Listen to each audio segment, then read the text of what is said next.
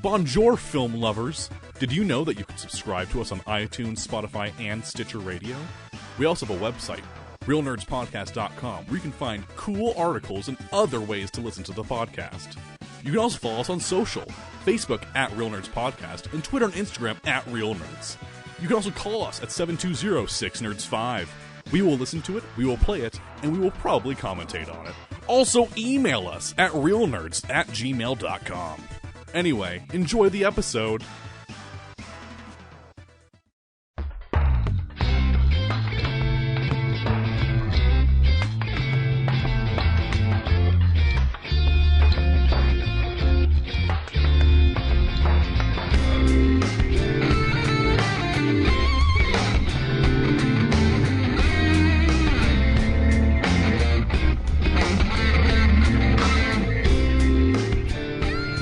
Welcome to Real Nerds Podcast, where for 10 years we've gone to see a new movie and podcasted our experience of the world. This week we saw Ghostbusters Afterlife. Stay tuned to the end of the episode where we will review it generally, and then after the trailer we will spoil it for the audience and go more in depth. With me this week is Zach. Cats and Dogs Living Together Mass Hysteria reboot. And Corinne. Hello, everybody. And finally, back in the room with us is Henry. Meatballs, meatballs, meatballs! I remember that from Ghostbusters. No, that's his catchphrase from his new sitcom, Hanging with Henry. Yeah. Nice, I like it. Yeah, Ryan's a little busy this week, so it's just the four of us. And he will call in his review at some point. This is like a secret pilot for Real Nerds The Next Generation, where we have you have one person from the original show and then the rest of the new crew. I'm like Zordon's floating head in Power Rangers, and you're my Power Rangers. And Henry be Alpha because I want him to go ay ay ay ay ay. Ay, ay, ay, ay, ay. Perfect.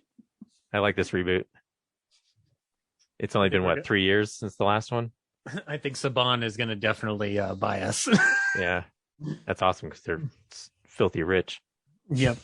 But they can't apparently do a wide release for Jay and Silent Bob reboot. So just saying.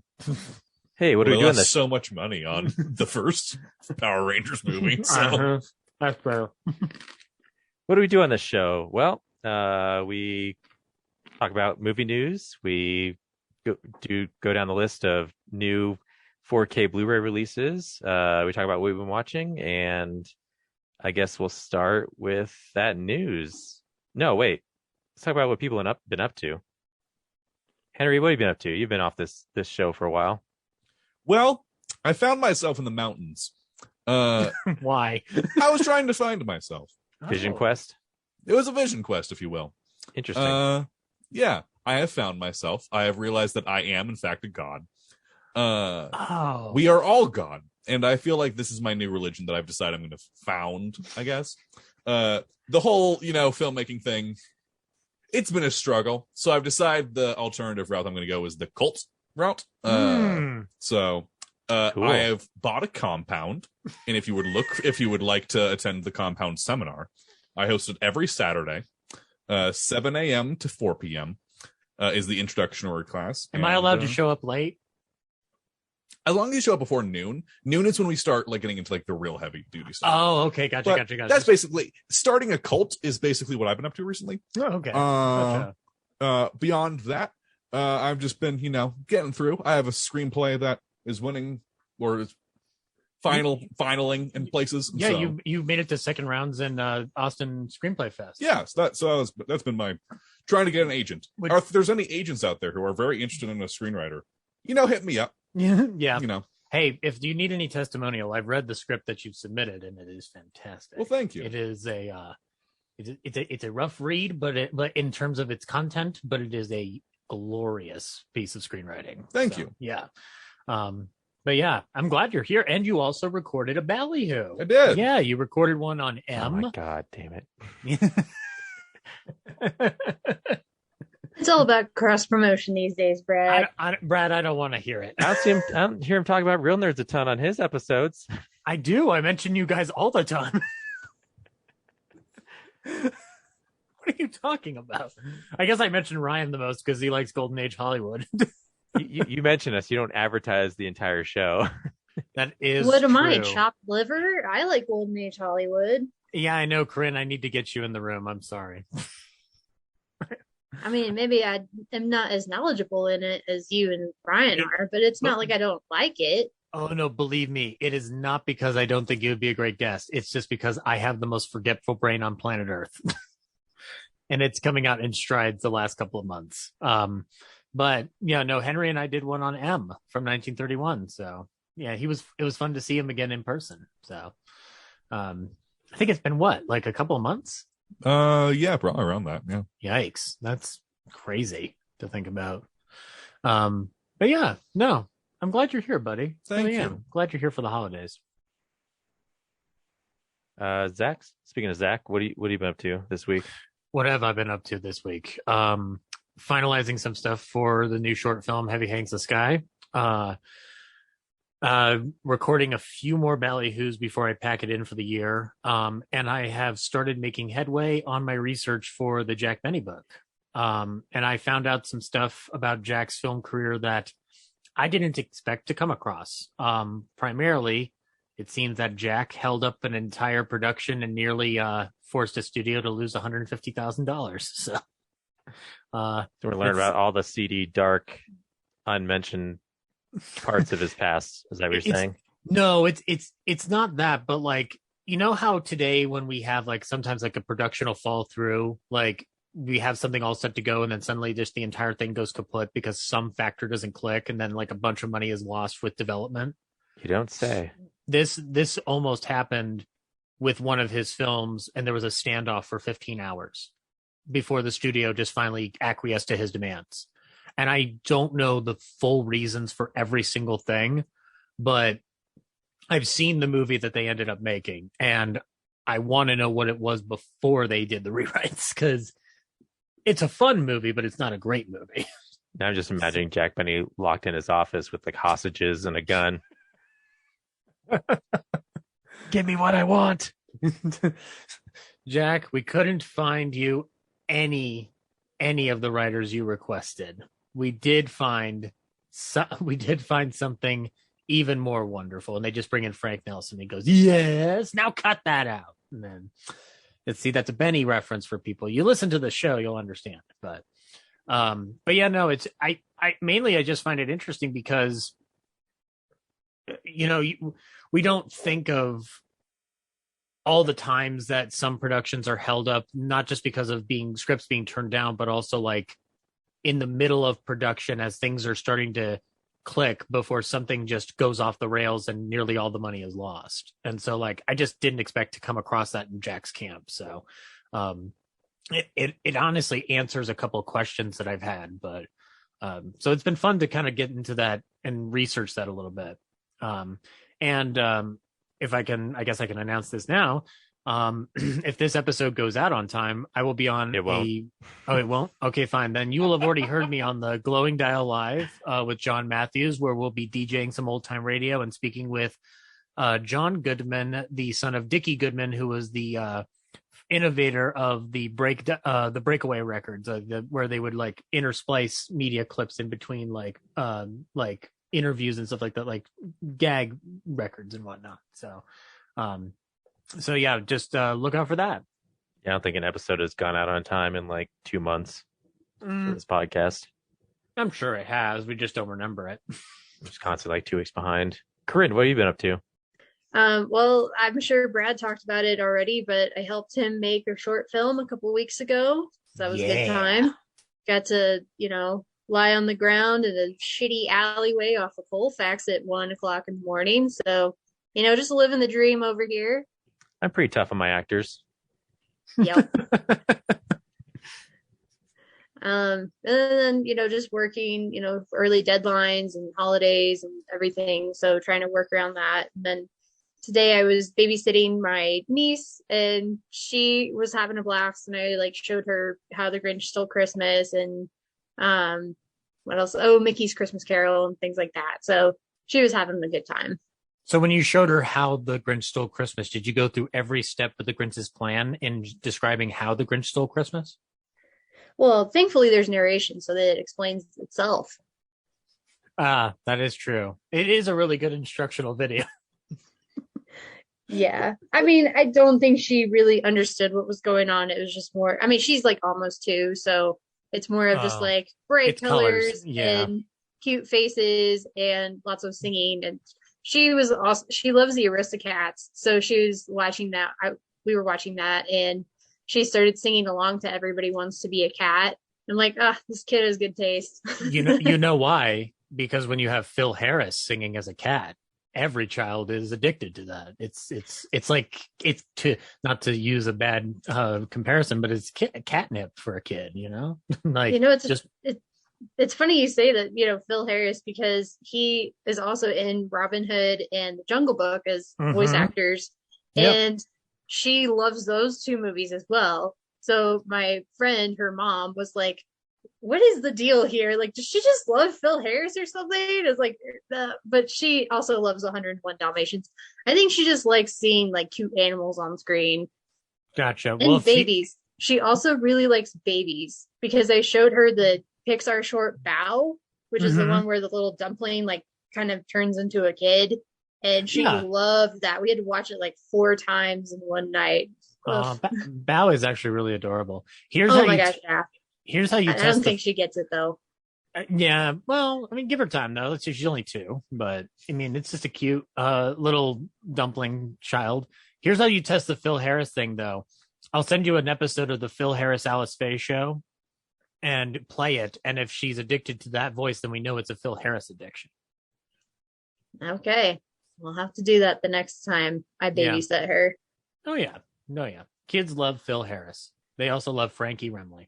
He does have a great voice. Like, he is one of the better voice actors that Disney had in that era. Him and Zsa Zsa Gabor.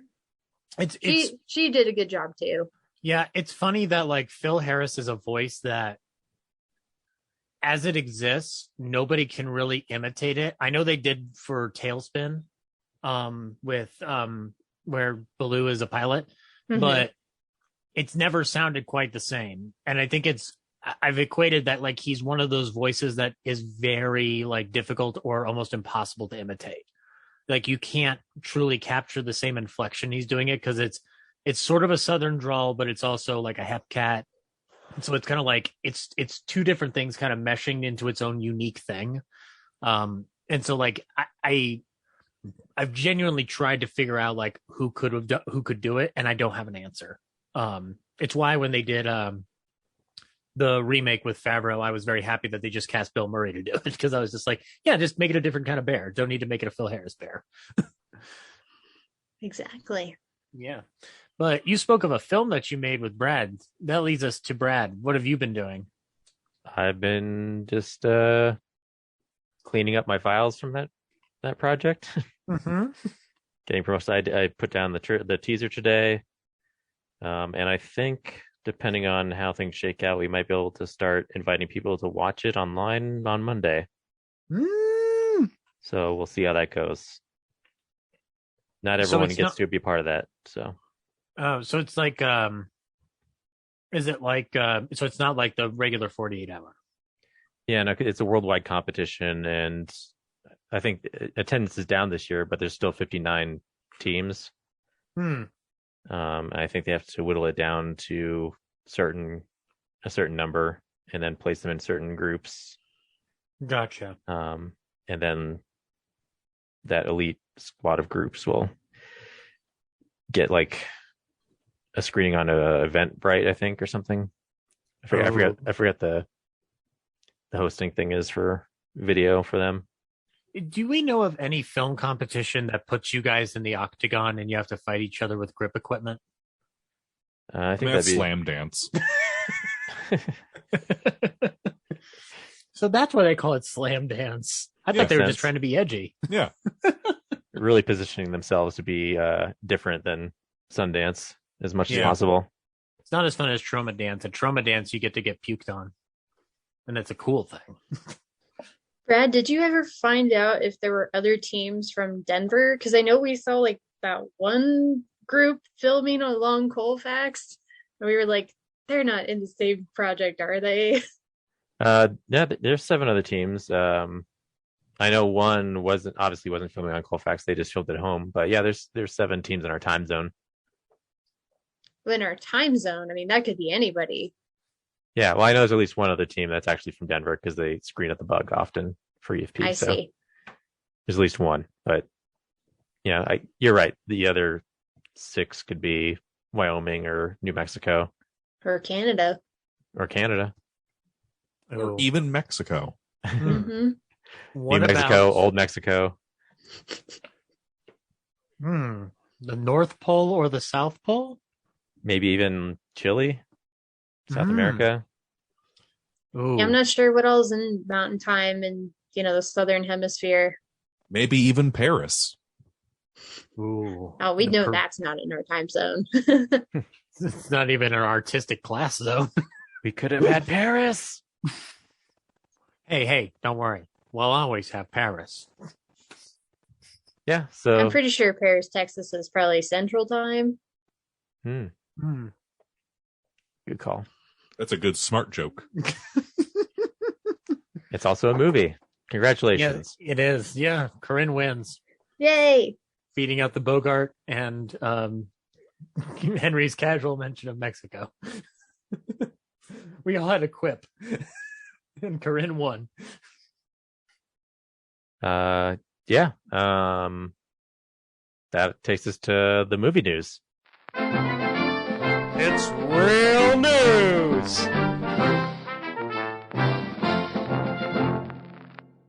Alrighty. What the hell happened this week? Not a lot that I saw, unless you guys have things to report. The one big thing that I saw was that Cinemark was putting theater chains on notice, going like, why not carry Netflix films? So basically they're trying to make more deals with Netflix and kind of calling out the other distributors. So, but does Netflix even want that though? I mean, I think Netflix wants the theaters to do what Netflix wants them to do, because Netflix wants to play a power game, which is stupid. But they are technically making more money than movie theaters. So, I mean, I don't know. Like, I would love to start seeing more Netflix movies in a theater because it would be fun to watch movies in a theater. I feel like we get a bunch of them, like the Landmark ones and Alamo usually have Netflix features in them. But they're putting out more movies than just the ones that you see every so often at Landmark. What's like if Red Notice or something would Red theaters or something. Yeah, I mean, Army of the Dead went to the Landmark theaters for a little while. Well, how many people are really going to Landmark and Alamo theaters? I mean, I think most people are going to Regal or AMC, right? Yeah. But the thing is, and Cinemark's also a huge chain. Like, it's not a small potato chain. Like, it does have plenty of locations, and given whatever location you're going to, it's actually very affordable prices. But AMC doesn't want to cooperate with them, and neither does Regal. So that's why, if they get screened at all, it's like for a second. When AMC does their Best Picture showcase, they cleverly / not cleverly omit all Netflix films. So if Netflix has a Best Picture nominee in the race, it will not be playing at that marathon. So like the year The Irishman was out, they excluded that from the entire deal. So, which is, it's like one a year now. So yeah, it's not a Best Picture. Yeah, I don't know what the Academy's like structure is on trying to limit how much really gets exposure from the streaming services, but I do feel like at this point, with the shifting market happening and the studios caving to dual releases anyway, I think theaters unfortunately have to just start taking what they can get. Because I'm in a sense, I hate to say it, but if they don't keep making superhero movies, there won't be a reason for movie theaters to keep financially afloat, because I do believe that people will go see a good movie if they want to, but box office numbers aren't really suggesting that, especially even with the biggest releases. Like, I didn't realize, like, Henry had to remind me, like, James Bond is one of the biggest grossers of the year, but it's losing a ton of money because of how long it stood on that shelf. So, there's still a fallout from the pandemic, in addition to a changing landscape. I think they have to start taking Netflix at their beck and call, because people might want to go. I don't think it has to be just superhero movies. I think it just, the big blockbusters in general, because Encanto made like $70 million already. Yeah, no, I know. I shouldn't have been generalizing that, because it's not an anti-superhero brand by any stretch. It's just, I point to that because that is the predominant genre that makes over a certain amount of money. But any big franchise, or Disney itself is a franchise. Like Encanto is a franchise film because it's coming from Disney Animation Studios, which consistently puts out that same quality. So I agree. It is the high budget. It is the blockbuster. Like, those are the things that'll still keep the theaters afloat. I would hope if they can work with Netflix, it means they may get blockbuster films, but they're blockbuster films that aren't necessarily tied to a franchise. So like, I frankly didn't really have much interest in Red Notice, but I'd like to see something that's not necessarily tied to a franchise. So maybe I'll give it a shot. But, I'm also aware that those franchises have kept the theaters going for a little while, especially as theaters have started to reopen. So, and I have to imagine that Matrix is going to do some form of big business in a theater, because I don't think nobody wants to just watch that on their TV. Yeah. So were any of the fucking HBO Max films successful, like financially at the box office? Godzilla versus Kong was pretty. Yeah, that was pretty good. A pretty good earner. Yeah. Was there anything besides? I mean, but even that was not impressive. No. Was there anything that was like a legitimate hit? So I'm looking at domestic box office for 2021, and top 5 are Shang-Chi, Venom, Black Widow, F9, and A Quiet Place Part 2. Mm-hmm. And then 6 is No Time to Die, 7 is Eternals, 8 is Free Guy, 9 is Jungle Cruise, and 10 is Godzilla versus Kong. If you're looking worldwide, it's a very different list. Yeah. Well, not very different, but it is, because there are some films on here that I'm like, what is that from? And it's like, Chinese movies and things like that. The Chinese box office has been fucking insane this year. Yeah, and also if you look at the worldwide box office, you'll see Avatar's back on that list because they re-released it in China. Hell yeah. Us Avatar stands are doing well. None of the Warner Brothers movies have cleared 100 million. Godzilla came the closest, but most of them are hovering around the same 60 to 80 million range, which may suggest it is something tied to their streaming if they're all sort of attracting the same audience. Yeah. Well, I mean, they announced they're not going to do it anymore either, so I'm sure they're not making as much money as they want to. So they just announced what? Well, I mean, they've announced that they're not going to do this whole same day streaming anymore. Warner Brothers did? Yeah, HBO Max is not going to do. No, next year they said they're not doing any same day streaming stuff. They're going to give HBO Max stuff a lot of original titles, but they're not going to do in theaters and streaming same day, I think. That's too little, too late. But well, yeah, it's almost as if you shouldn't have made that dumb decision that made some of your directors jump ship. Pandora's box is open. Welcome to the future. For the worldwide highest grossing movies, Godzilla vs. Kong is number 6 with 467 million, and Dune is number 10 with 368 million.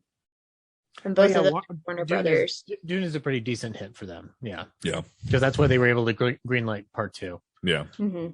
So, but I mean, I'm still like confident. Like, I think in terms of the streaming service scenarios that aren't tied to a big studio, my big thing is that Netflix and Amazon, for all the problems that I have with them in different respects, like, I'm sorry, I am susceptible to the fact that they're giving an untold amount of money to some of my favorite directors to do whatever they want. Yeah. So I somehow have more respect for that than half of the mainstream titles that come through. Like, I approve of most of those decisions, with the exception of like Christopher Nolan getting $100 million to make an Oppenheimer movie, which is like, that's never going to happen again. Yeah. Like none of the established old studios are going to do that ever again. No, yeah. This is a Nolan thing. This has nothing to do with a good story. Yeah.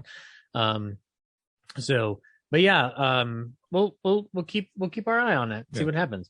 The only other big thing that I had really is that we got to look at the first 5 minutes of Jurassic World Dominion. So we got an opening of the prequel. I mean, it looks cool, I guess. Are you guys sick of Wait, dinosaurs it's a yet? prequel? I've been sick of dinosaurs since Fallen Kingdom. Sorry. It's a prequel. What? Is it a prequel? No, no. It's like the It's just the continuation, third film. It's the third film. Yeah. Gotcha. Okay. Yeah, it's a prologue for it. Looks fine. I'm sorry, it didn't enthrall me. I don't know if Fallen Kingdom just kind of like tempered my expectations of whatever Dominion's gonna be, but yeah. Did anybody else see the Jurassic Park Dominion? I did. I feel like I have the best Jurassic Park viewing experience because I've only ever seen the first one and none of the others.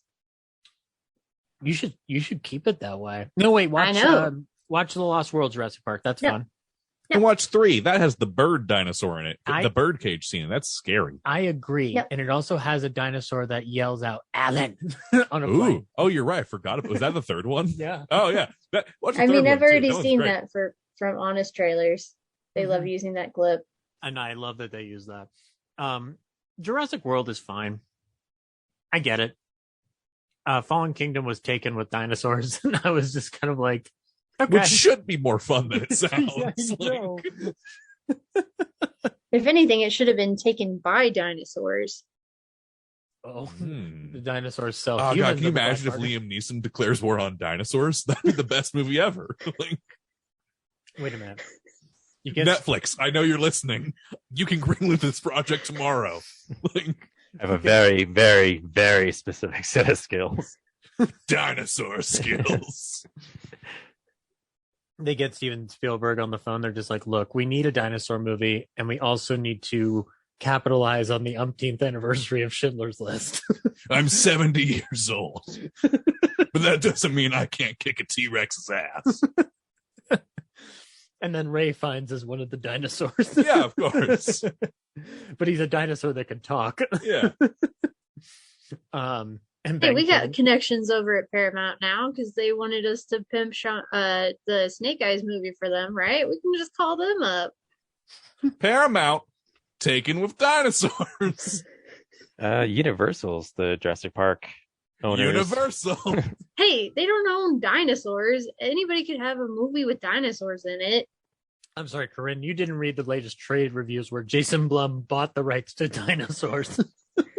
We're gonna start our own franchise, Cretaceous Acreage. I don't know. Cretaceous Acreage.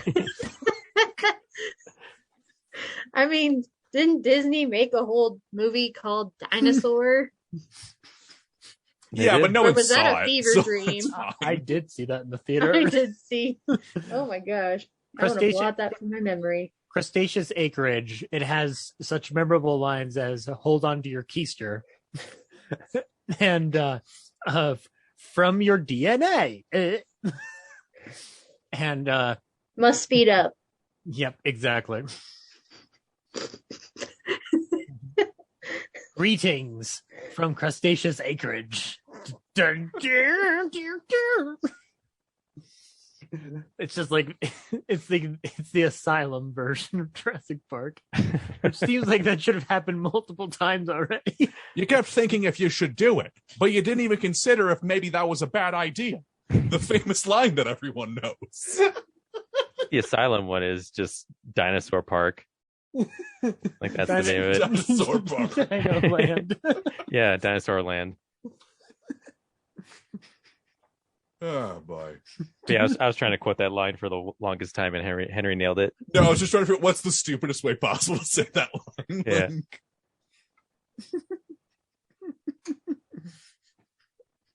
Cool. All So that's right, news. we're really off the rails here. The last piece of news I thought would be a fun comic book thing is Delroy Lindo is joining Mahershala Ali in the Blade movie, and that looks fucking cool.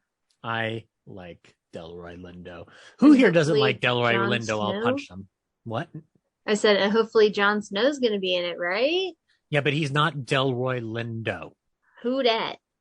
Delroy Lindo is a star in such films as Clockers and most recently in Da 5 Bloods. He's a great character actor that's been used for years and is finally starting to get some wonderful attention. That should have been coming to him years ago. He will be playing the titular sword that Blade wields. Lindo Blade. It's unclear It also unclear is Lindo's role, although he's the first actor to board the project other than Mahershala Ali. I think it's be Squirrel Girl. I think that he'd be a good casting for Squirrel Girl. Didn't they already make a Squirrel Girl on Disney Plus? Have they? Or is that like that animated Hit Monkey show that no one's watching? I feel like they did. They announced the Squirrel Girl years ago and casted it, but never got around to making it. Oh, okay. So I thought they had a Squirrel Girl TV show on Disney Plus. Maybe. I don't know. Was Anna Kendrick the squirrel? But I don't think it's called Squirrel Girl. I think it's called like whatever the squirrel's name is. Rodent Queen. Oh, I think she might be a part of like a team up series on Disney Plus. That might be it. That makes sense. Anyway, look into this. Is that really the end of news now? I mean, as far as I can tell. All right. Let's talk about 4K Blu-rays. Hell yeah. DVD releases and Blu-rays. What's coming out this week, Zach? Well, there is a news item that ties into a release. Oh, fuck. First of all, it's never ending. First of all, Criterion's got some additional 4K releases coming out, so you can get Uncut Gems in 4K. You can also get Menace to Society in 4K, courtesy of Criterion. And you can also, of course, get Citizen Kane in 4K. Now, the quick caveat on that, and Henry alluded this to me yesterday, if you are picking it up, that first disc in the on the Blu-ray side of things, not the 4K disc, but the first disc on the Blu-ray, has a contrast issue halfway through the picture. So Criterion is offering a disc replacement along with a $10 Criterion gift card.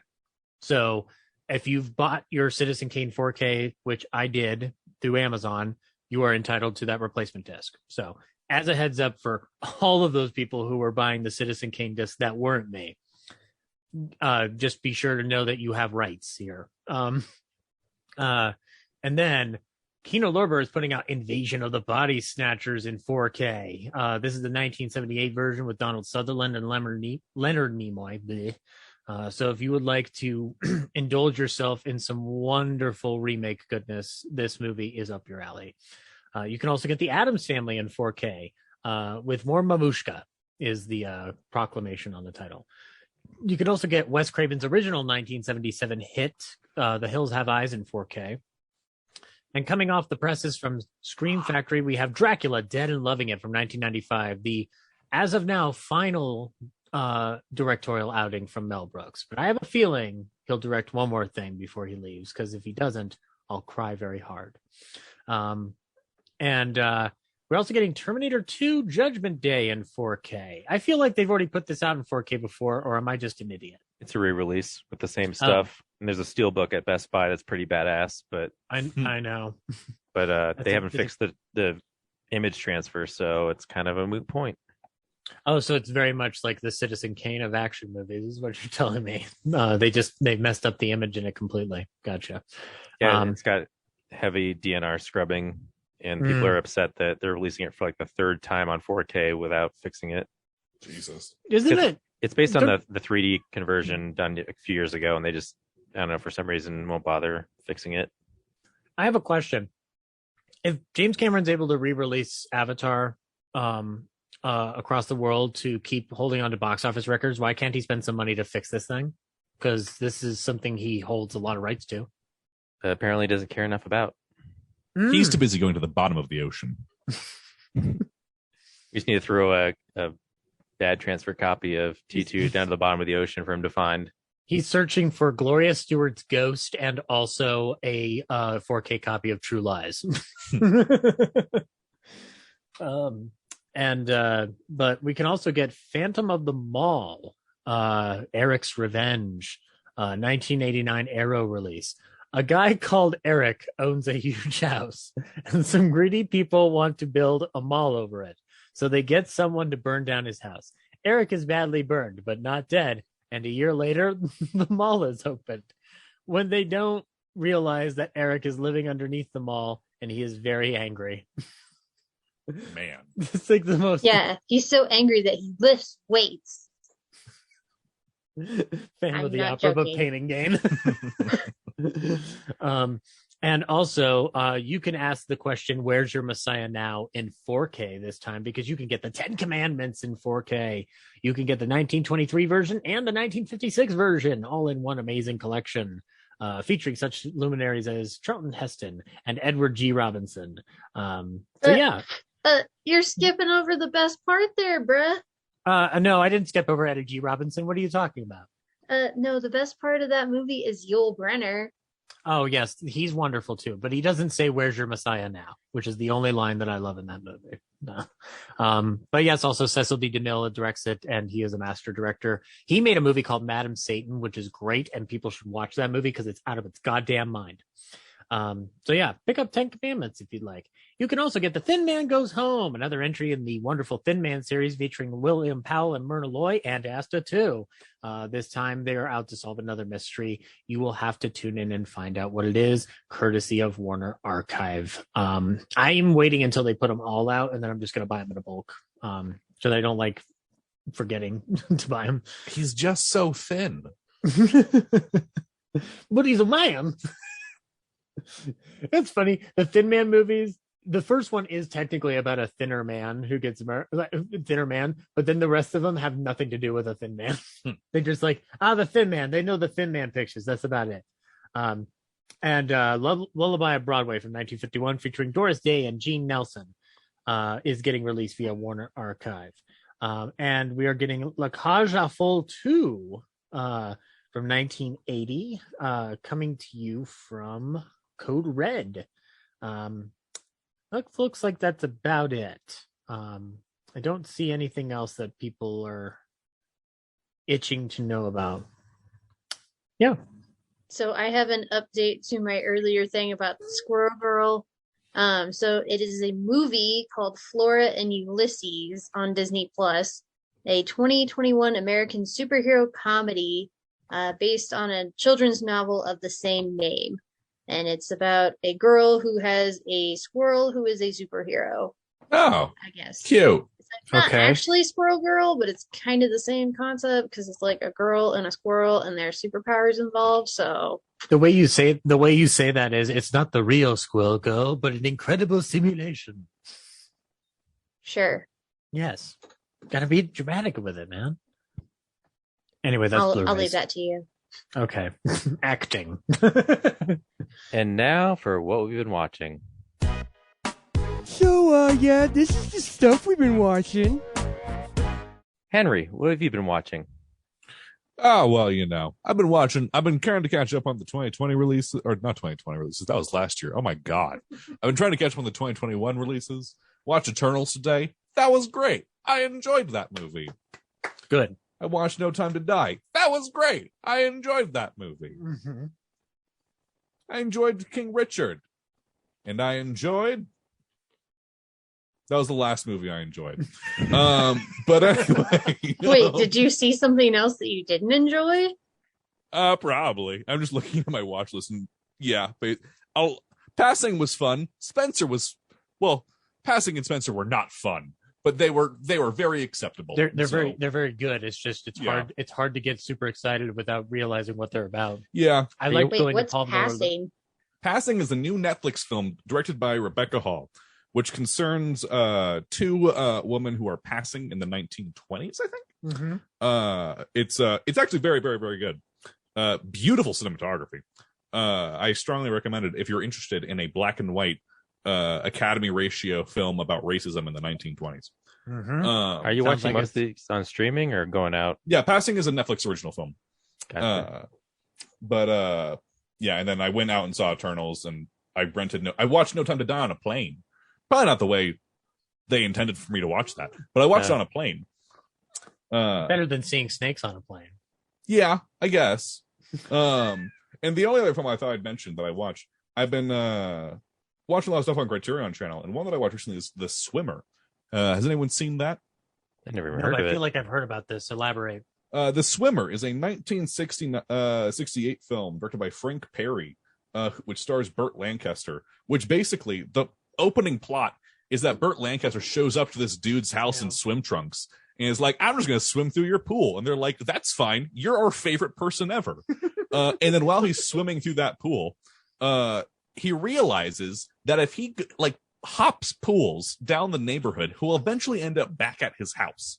He was like, I'm just going to go home, but I'm going to swim through every pool in the neighborhood. And then he proceeds to do that. But the film then gets really weird and really sad and disturbing. It's the best way I can describe it is that it's sexy death of a salesman.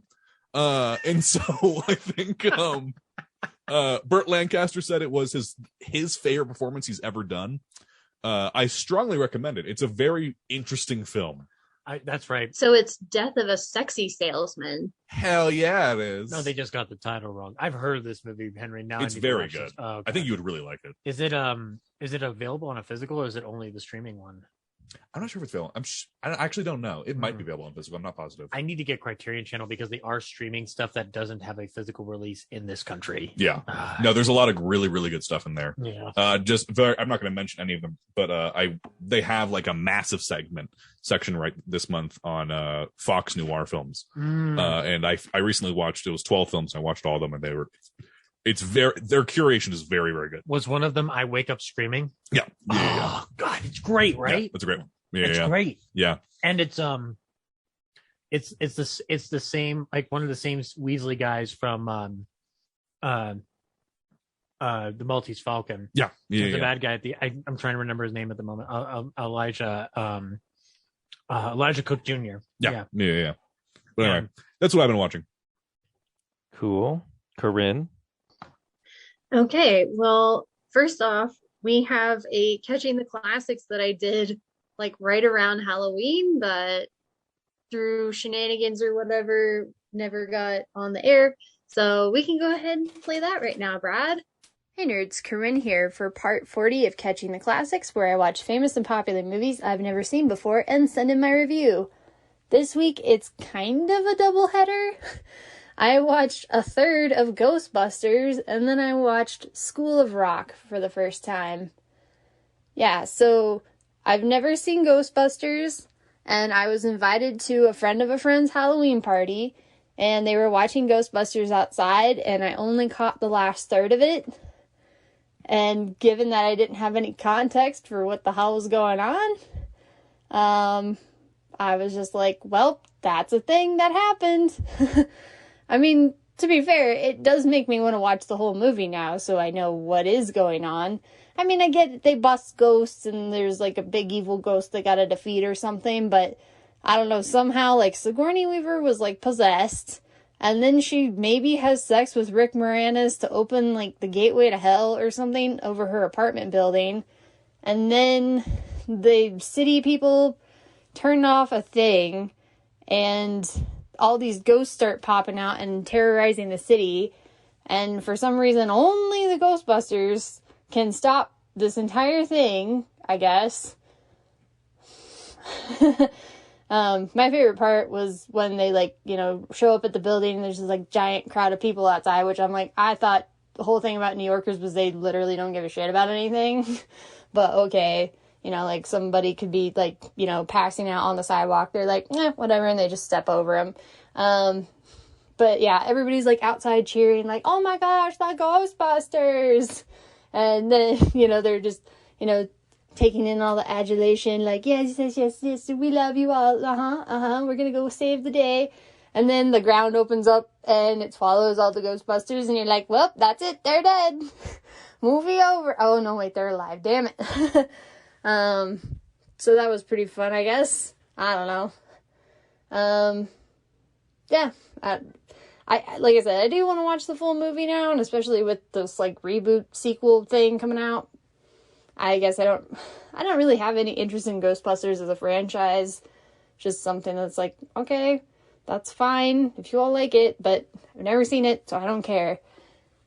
So, can't give it a review or a rating because I didn't see the full thing, but like I said, I'll watch it eventually in full one of these days, but just wanted to mention it.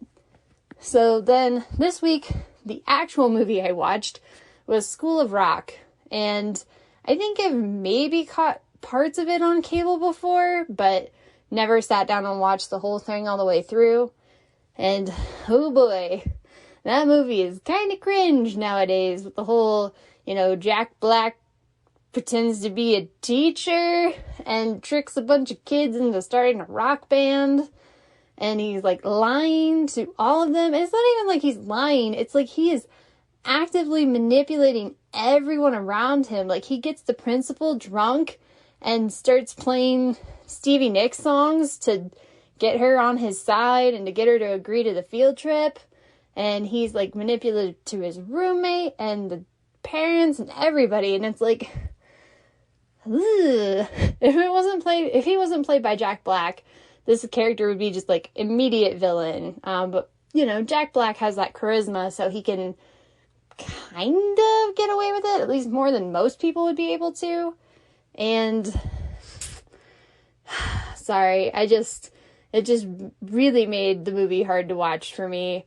Yeah, the kids give great performances, and he has some funny bits in there about the different history of rock and everything. But yeah, it was really awkward to watch this grown man manipulating these children into doing the thing he wants them to do, and it's like, oof, that doesn't age very well. So gotta give it a lesser grade for that. But Jack Black turns in a great performance. He's clearly having the time of his life, and I can only imagine the child actors must have been having such a hard time keeping a straight face. There were a couple of really funny bits. The one that stands out to me is when he's once again lying through his teeth. At least it wasn't his idea this time, but he's lying through his teeth to the gig people, and he's like, oh, these kids, they're all sick with cancer or whatever.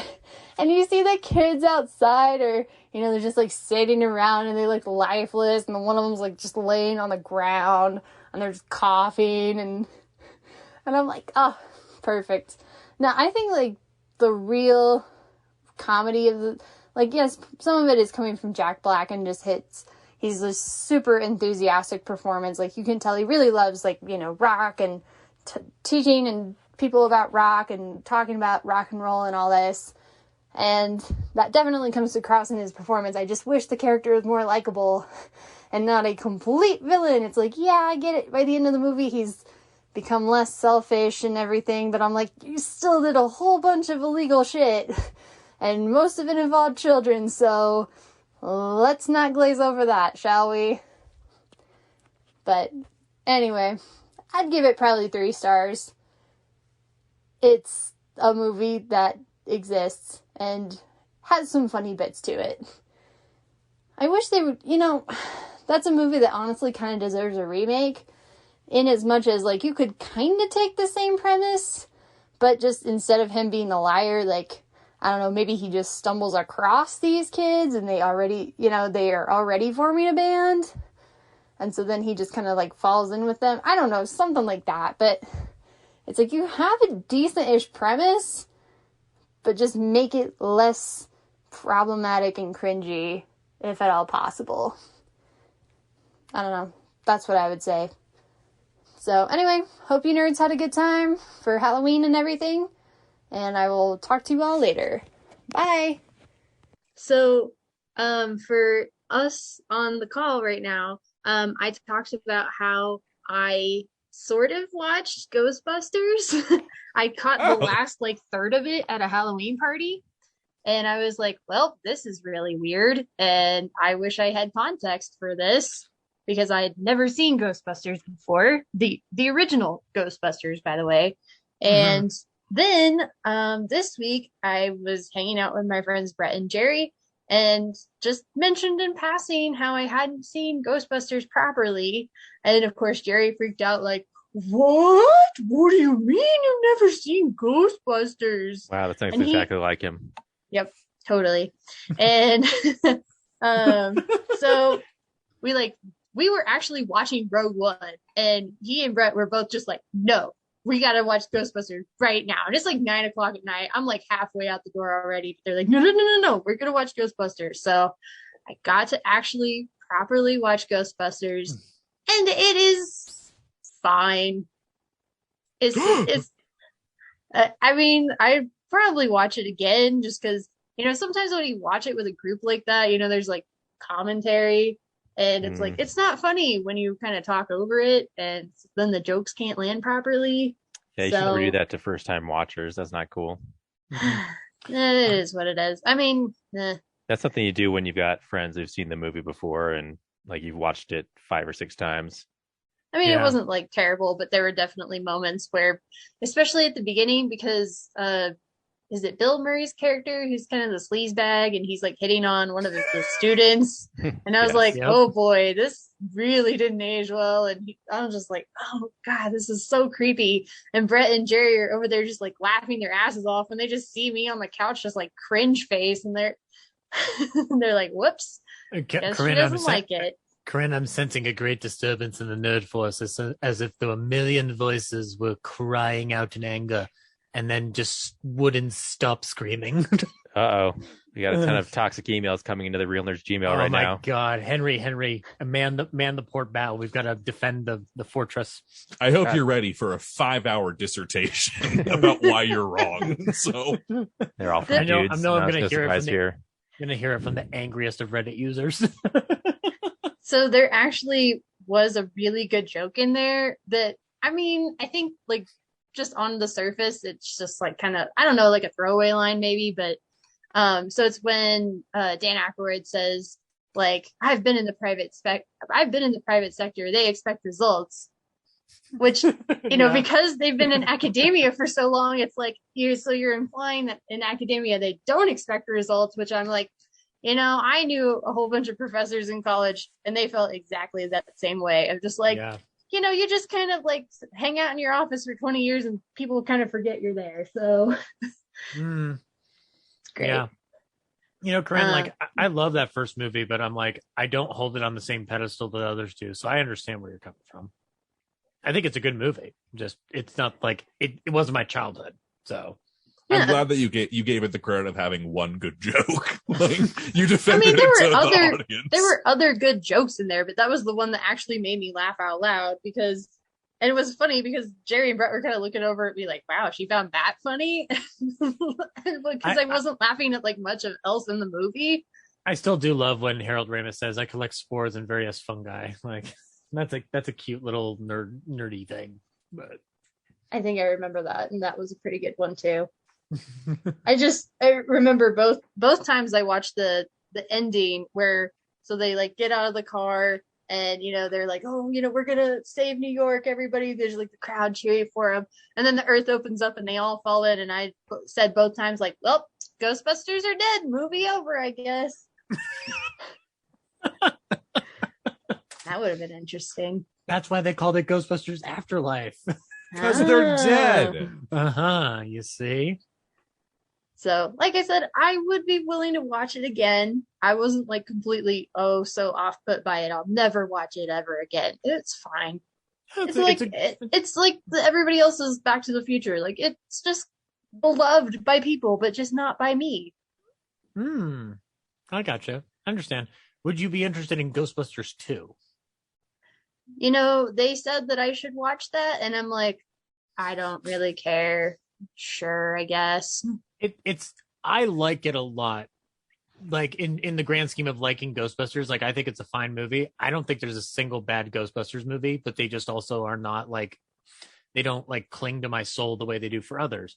I kind of enjoy Ghostbusters 2 for several different reasons, but between that and the reboot, I'd be curious for you to go through each of them and give us your honest opinions of each one. Yeah, I don't really care about the franchise enough to do that. It was just when a you cute finish that, comedy. You can watch the animated show, watch all episodes of the animated series, and reviewing one by one each your thoughts of each one. Henry pointed it out for me. I'm a fucking idiot. Don't do that, Corinne.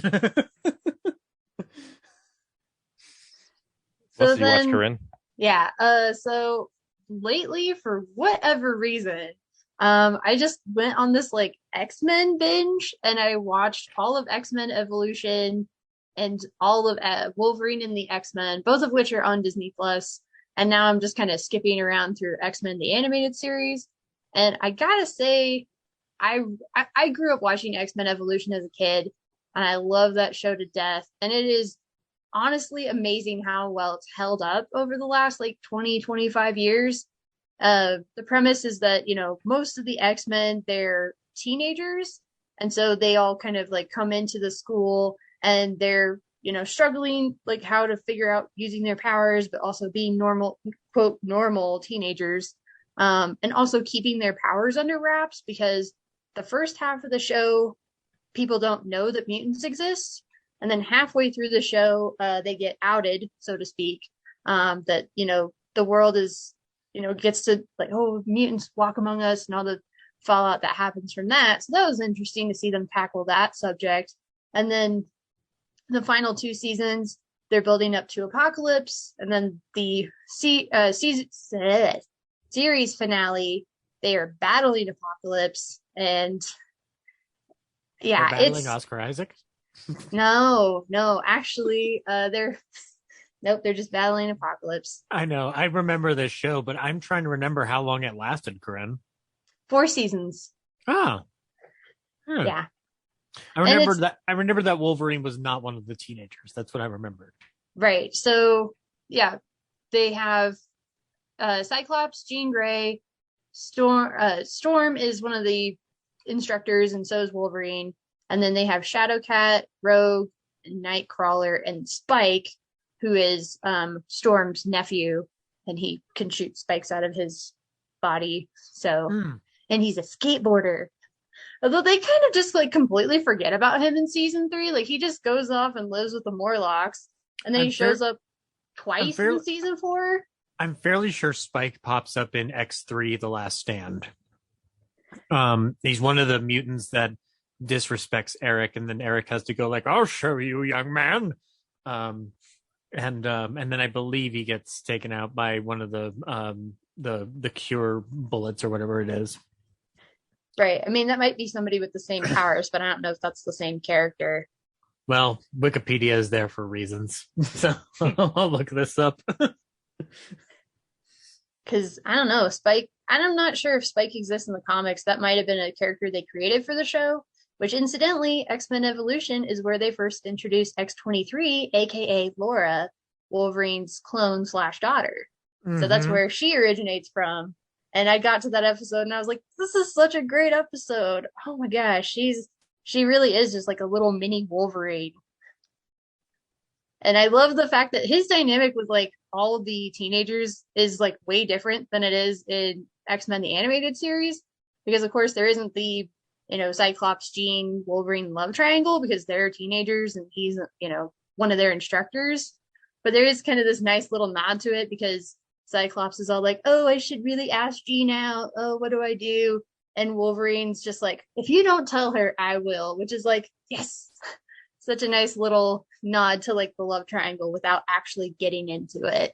Oh, Corinne. What? Spike is played by Lance Gibson in X-Men The Last Stand. I knew a comic book thing. Boom. Good job, Zach. Yeah. What's my prize? Nothing? I figured.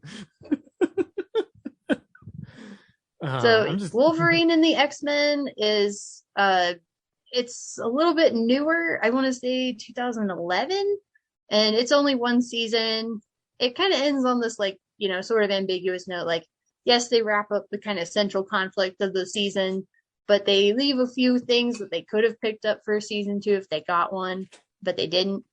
So it's fine.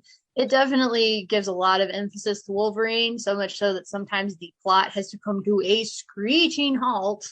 It's like, oh yeah, the world is basically at war with the mutants, but, let's stop all that for a second so Wolverine can go fight a samurai in the street. Sure, okay. Yeah, but that sounds awesome. So I'm sure that the other part's also good. But if I was just kind of flipping channels and I was like, oh, do I want to watch the internal conflict of these mutants and what in their identity? Or do I want to watch Wolverine fight a fucking samurai? I'm going to pick the samurai option. You know what? Hold on. I'm torn now. Like, I'm genuinely torn. Because do I watch the moral and ethical debates between Eric Lencher and Charles Xavier, or do I watch what you just wonderfully described? Yeah. I am. You know what, Henry? You've put me in the first real dilemma of my adult life. Well, actually, Professor X isn't really in Wolverine and the X-Men. It's kind of explained at the beginning that he falls into a coma at the very beginning of the show. Well, but that's a terrible idea. He communicates with the team from 20 years in the future using Cerebro. So he's like teamed up with Bishop and all of them to fight the Sentinels. Similar to Days of Future Past. Gotcha. Exactly. Very much like that. Right on. So he doesn't get to meet up with Magneto or anything. So Magneto doesn't get to tell him that they are the future and not the others. They no longer matter. Nope. But yeah, sometimes it's just frustrating because it's like, I like Wolverine, but the show gave him way more emphasis, and it's just frustrating because I'm like, you have such a great array of mutants and characters here. It's like, why do you have to focus on Wolverine so much? And I understand he's very popular, but maybe it's because he's focused on so much. Like, focus on some of these other people, and maybe they would be more popular too. You know, I don't mean this to sound as a joke. I genuinely don't. I don't know why nobody's tried to dig more into Scott Summers. Not because I think he's the most like dynamic character that I've ever seen, but there are stories that have done him well, and there are conflicts that put him at odds with Wolverine directly in regards to Charles's legacy down the line in those stories. I don't know why nobody's tried to do that. They came close with the latter trilogy with what's his guy Ty Sheridan playing Cyclops. They came close, but you really need to like dig into that character. I think if you're going to break away from Wolverine, you should try that. Yeah. And like don't rely on the crutch of Jean Grey. I know she's a wonderful character, but try something different because it could work. Yeah. You know. Well, that's why X-Men Evolution works so well, because Scott is really likable in the show, and he's maybe not a leader of he leads the teenager X-Men because he and Jean are some of the oldest students at the manor. But, depending on the situation, like, he might not always be in charge because, when the situation really is serious, like Storm or Professor X or Wolverine will step up and take over. Or occasionally But generally, Blob. Right. No, Blob he's in the show, but he's not on the X-Men. He's in the Brotherhood. Yeah, of course he is. So honestly, like, that's one of the reasons I love X-Men Evolution. That, and because in X-Men, the animated series, man, they nerf Jean Grey hard. She is like one of the most powerful mutants, and I know she has the Phoenix Saga too, but like just in the day-to-day episodes, it's like she's just getting knocked out by, like, I don't know, TV static or some bullshit. So to see her in X-Men Evolution, like at the beginning, she definitely can't use her powers to their full potential, but you can see in the latter seasons, like, she's starting to have better control over them. Like, she can lift more weight, she can hold things for longer, and before she could barely lift a person without like straining herself, and then by season 3 and season 4 she can lift like multiple people and carry them great distances and things like that. So that's how I appreciated that. That's how I evolved on the Real Nerds podcast. At first I couldn't lift any of you guys, and now I can lift one of you. Progress, not perfection. Anyway, so lots of X-Men stuff for some reason. So do you guys want me to talk about Encanto now, or should I save that for later? Do it now. Okay, so I went to go see Encanto last night. I honestly didn't know it was a musical. I guess all the marketing that I've seen for it, I wasn't expecting there to be songs like that. But, I mean, it was fine.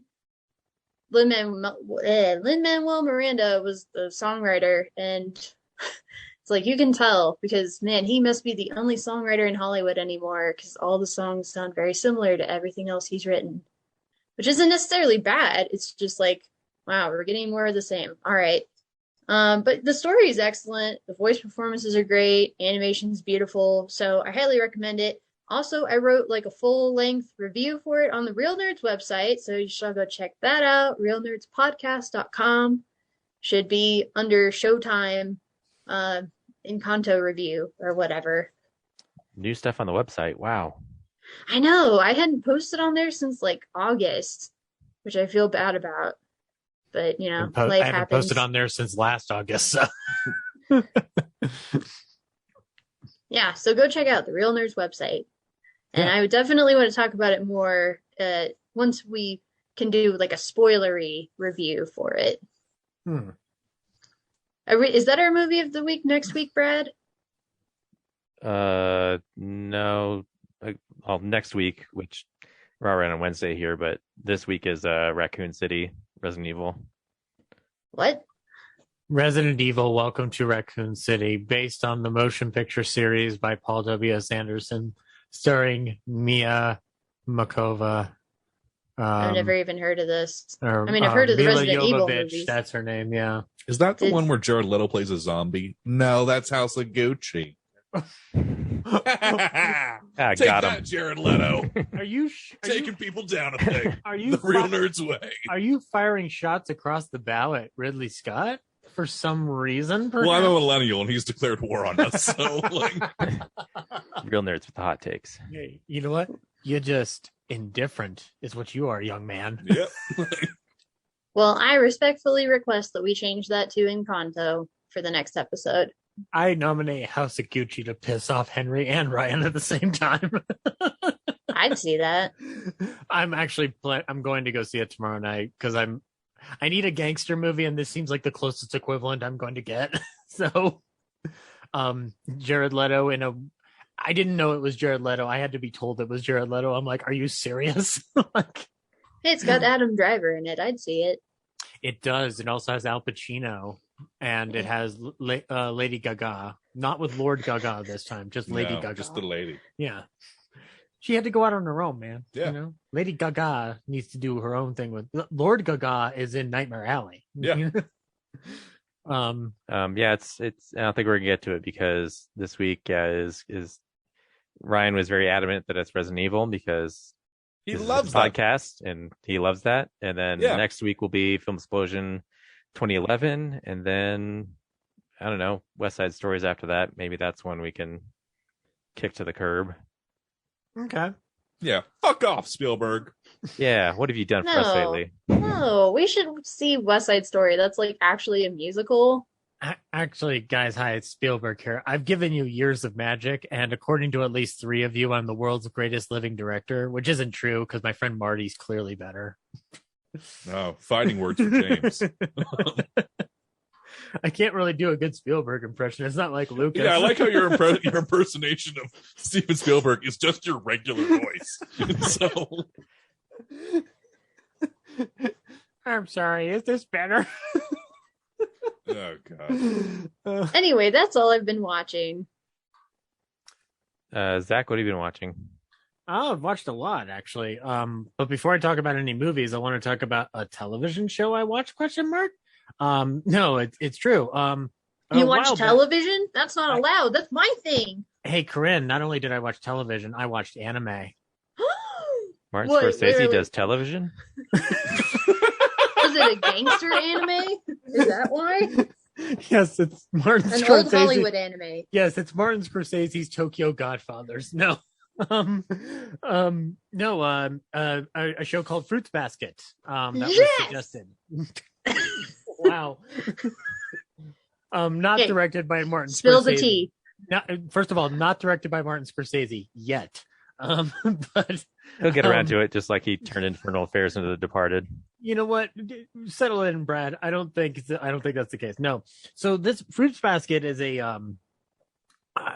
I was not sure what to make of it at first because it's been recommended to me by both Malia, my friend Malia, and Corinne here. And it's about a girl named Honda who is living out in a tent in the middle of a forest. And her mother has passed away. And she's going to school and working and basically trying to be self-reliant. And she's not really letting anybody help her or accepting any help. So it's like that, kind of like that strong will, but also like not knowing when to ask for help, pursuing through her system. And she runs into... It's because she doesn't want to be a burden. She doesn't want to be a burden. Yes, that's right. Thank you for that. Because she saw how, like, part of it has to do with how her mom died and what happened before that, and her mother worked very hard to see that Honda could succeed, where she could not when she was a kid. So as she's going through the forest, she stumbles across this house that has these stones that are painted to look like the Chinese zodiac, which has all the animals except for the cat. And then that's when she runs into a guy named, I'm trying to remember how to pronounce it, but it's Shigure. Shigure? Shigure. Shigure.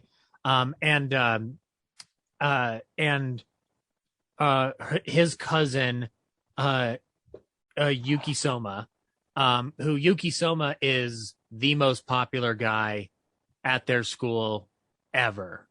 Corinne, this guy has a fan club, like some kind of weird fan club, of three different girls. Them? I mean, No, he cute. No, Yuki, I do him, but I'm just telling you that it was weird to watch these three, like these three fangirls doing like this, like aggressive, like advance on Honda, going like, what were you doing with them in the forest? What were you doing there talking to him? What were you doing there walking to the school? And it dawned on me that I had not watched anime in a long, long time. And I had to reacquaint myself with how quick things are, how the humor works, and how speed works. Once I got into that, the story really started working for me. First of all, they explained the Chinese zodiac and all the different animals that are in it, except for the cat, because the cat was tricked by the rat in not coming to a banquet where all the Chinese zodiac would ascend, and so the cat was left out of the zodiac. And as Honda is, like making further friends with Yuki alludes to the fact that like they are talking about the zodiac, and he alludes to the fact of just like, cats, such naive and foolish creatures. You're like, what's this all about? I don't know. What we do know is that Honda is working her ass off to be self-reliant and not wanting to be a burden. But she then ends up winding up in a position where she needs to be taking refuge at Yuki's house. So Yuki and his cousin basically agree, like, we're gonna take you on as our housekeeper, and like pay you in addition to having you live here. And she goes into this emotional speech about the phrase "be safe," which was one of the most like heartwarming things I'd ever heard in my life. And so I guess, like, in a way to review this, I was not expecting to be moved by this anime. So I'm really, really glad that it was recommended to me by two people, like, to be like, before diving in. But there was like a lot of emotional resonance that I was just like I wasn't prepared for. Then things get crazy, because this is only the first episode, guys, because as they settle into their new life together, there becomes a conflict with another person who enters the house, and she accidentally bops him, and he turns into a cat. And then she bops Yuki and her cousin, and they turn into a rat and a dog. And I immediately was just like, oh, this show is going in such a weird direction that I have to be on board now. So I'm going to go through an episode a day now on this. But it was like, just the storytelling in that first episode alone, Corinne, was a really good, like, really solid storytelling. Like I said, I still had to get used to anime, because I'm watching the original series prior to the reboot. So I'm going back to, so that's what I mean by, like, because like my friend told me that like the reboot series tones down the humor a little bit. I kind of enjoyed the humor in this version. So I think they're both funny. Yeah, I'm excited. They're for both pulling from the same source material, but maybe sometimes like the tone might be a little different. I feel like it kind of reminds me of what I remember of stuff like Dragon Ball and Dragon Ball Z, where there's humor mixed in with all the action or intertwined drama, and sometimes the tone feels a little uneven. But I didn't get it with this one, because it's primarily like it's human drama based. It's not based off of like Goku trying to find 7 Dragon Balls and make a wish. This is This is more shoujo anime, not shonen, which is the one with like all the fighting. This is more like romantic comedy sort of thing.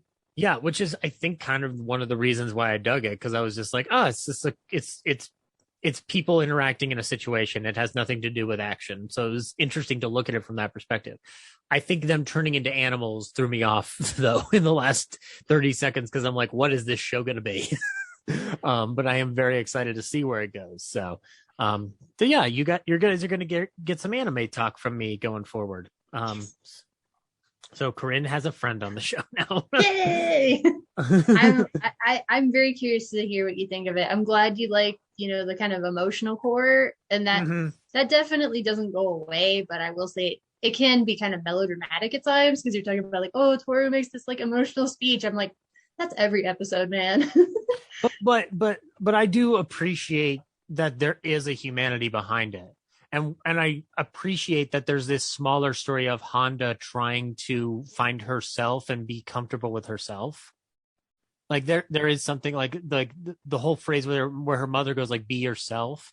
Like, it's just like, that's just a nice, simple statement to make. Like, it doesn't have to have an overarching theme. She doesn't have to go on a quest and destroy a ring. Like, it's just like, just be yourself. Like, enjoy your life with these two guys who are now also secretly animals. What's the story there? I don't know. We're going to find out. But yeah, like it was just nice to kick back to that and watch something that people recommended to me in my life and go like, man, that was like amazing. Like, I cannot believe I missed out on this. So, like sometimes it's good to get a good recommendation by that and realize that like your friends do look out for you and go like, he probably would enjoy this. And I'm like, yes, I did. Like, so I'm on board with that. Now on to the golden age of Hollywood. Yeah, everybody. I went to the Attaboy Clarence Film Festival day 2, and I saw a bunch of films. Some I've already talked about on this show, so I won't talk about everything. But I will tell you that I saw Guilty Hands, which is my review of it was, my hands are guilty of clapping heartily at the end of this motion picture because it was a good movie. You see. Then I watched a movie called Silver Dollar, which is actually based off of a real life figure from Leadville, Colorado, Tabor, who built the Tabor Opera House. Corinne, do you know of anything about this? I do not. Okay, so he was a silver baron, and he got caught up in the fight between what would become the standard. Whether the gold standard or the silver standard in the country. And it had a lot to do with President Grant. What this movie actually is, and I wish it was more readily available, is that it's basically There Will Be Blood before Paul Thomas Anderson ever sat down to write a movie. Because Edward G. Robinson plays a Daniel Plainview-esque character. It's not as intimate as that, but it is really very much like the early origins and genesis of that. It's also kind of Citizen Kane before Citizen Kane happened. Virtually every identical plot point, to the point of even building an opera house. So it was very, very interesting to watch it. And Edward G. Robinson gives this amazing performance in the movie. Like, it's not what you expect out of him. He's not really a gangster. I think they asked him to do the accent that he does, or like the drawl on his voice, because it's the most appealing to the audience. But he's asked to do an actual character here, and it's fantastic. It's one of the best movies I saw at the festival that I hadn't already seen before. Then I saw Mitch Lyson's Murder at the Vanities, which is a filmic portrayal of Earl Carroll's Vanities mixed in with a murder plot, because I guess they needed a plot.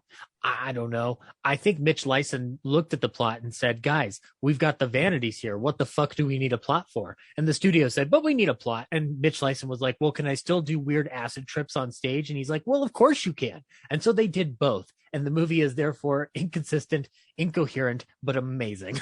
So if you are wanting to watch a movie that is purely an excuse to promote Earl Carroll's Vanities and what it was, this is your movie. This is the show that Jack went to work for before he went to radio. And looking at the staging of it, I was like, holy fuck, the Vanities must have been fun. That must have been the most decadent party of the 30s imaginable on stage. And knowing now that my great aunt got to go to one of them, I'm jealous as shit of my great aunt. So then I watched Easy Living, which is scripted by Preston Sturgis. And I liked it a lot. It's a daffy kind of a movie. It's also directed by Mitch Leisen. It's got Gene Arthur and Edward Arnold. I want to watch it again because we were kind of having fun with the bombastic noise of the film that I kind of want to go back and kind of listen line by line. But basically, Edward Arnold is this rich guy who throws a coat throws a coat out of his apartment building, and it's picked up by Gene Arthur, and everybody thinks that he's suddenly dating Gene Arthur. It's a lovely film. It's got more to it. I wasn't paying as much attention on that particular film. My attention snapped back though with a movie called 5 Star Final, which this movie is readily available, especially through Warner Archive. It's got Edward G. Robinson in it. I will tell you that this movie is one of the most relevant movies I have seen out of the golden age of Hollywood in terms of to this minute. It's about a paper essentially, which is intentionally creating scandal in order to sell more papers. And it the goes plot to Tomorrow Never Dies. Yes, but with actual consequences and not James Bond consequences.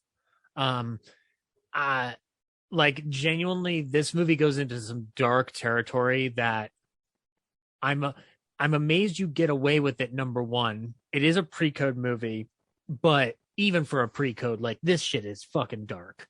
HB Warner is in it, and he gives an amazing performance, but I can't tell you why because you've got to watch this fucking thing. I will say that there is language in this movie too that I did not realize they were able to get away with in 31. There is racist language. Are they? They're not dropping like F-bombs or something. No. M has cursing in it.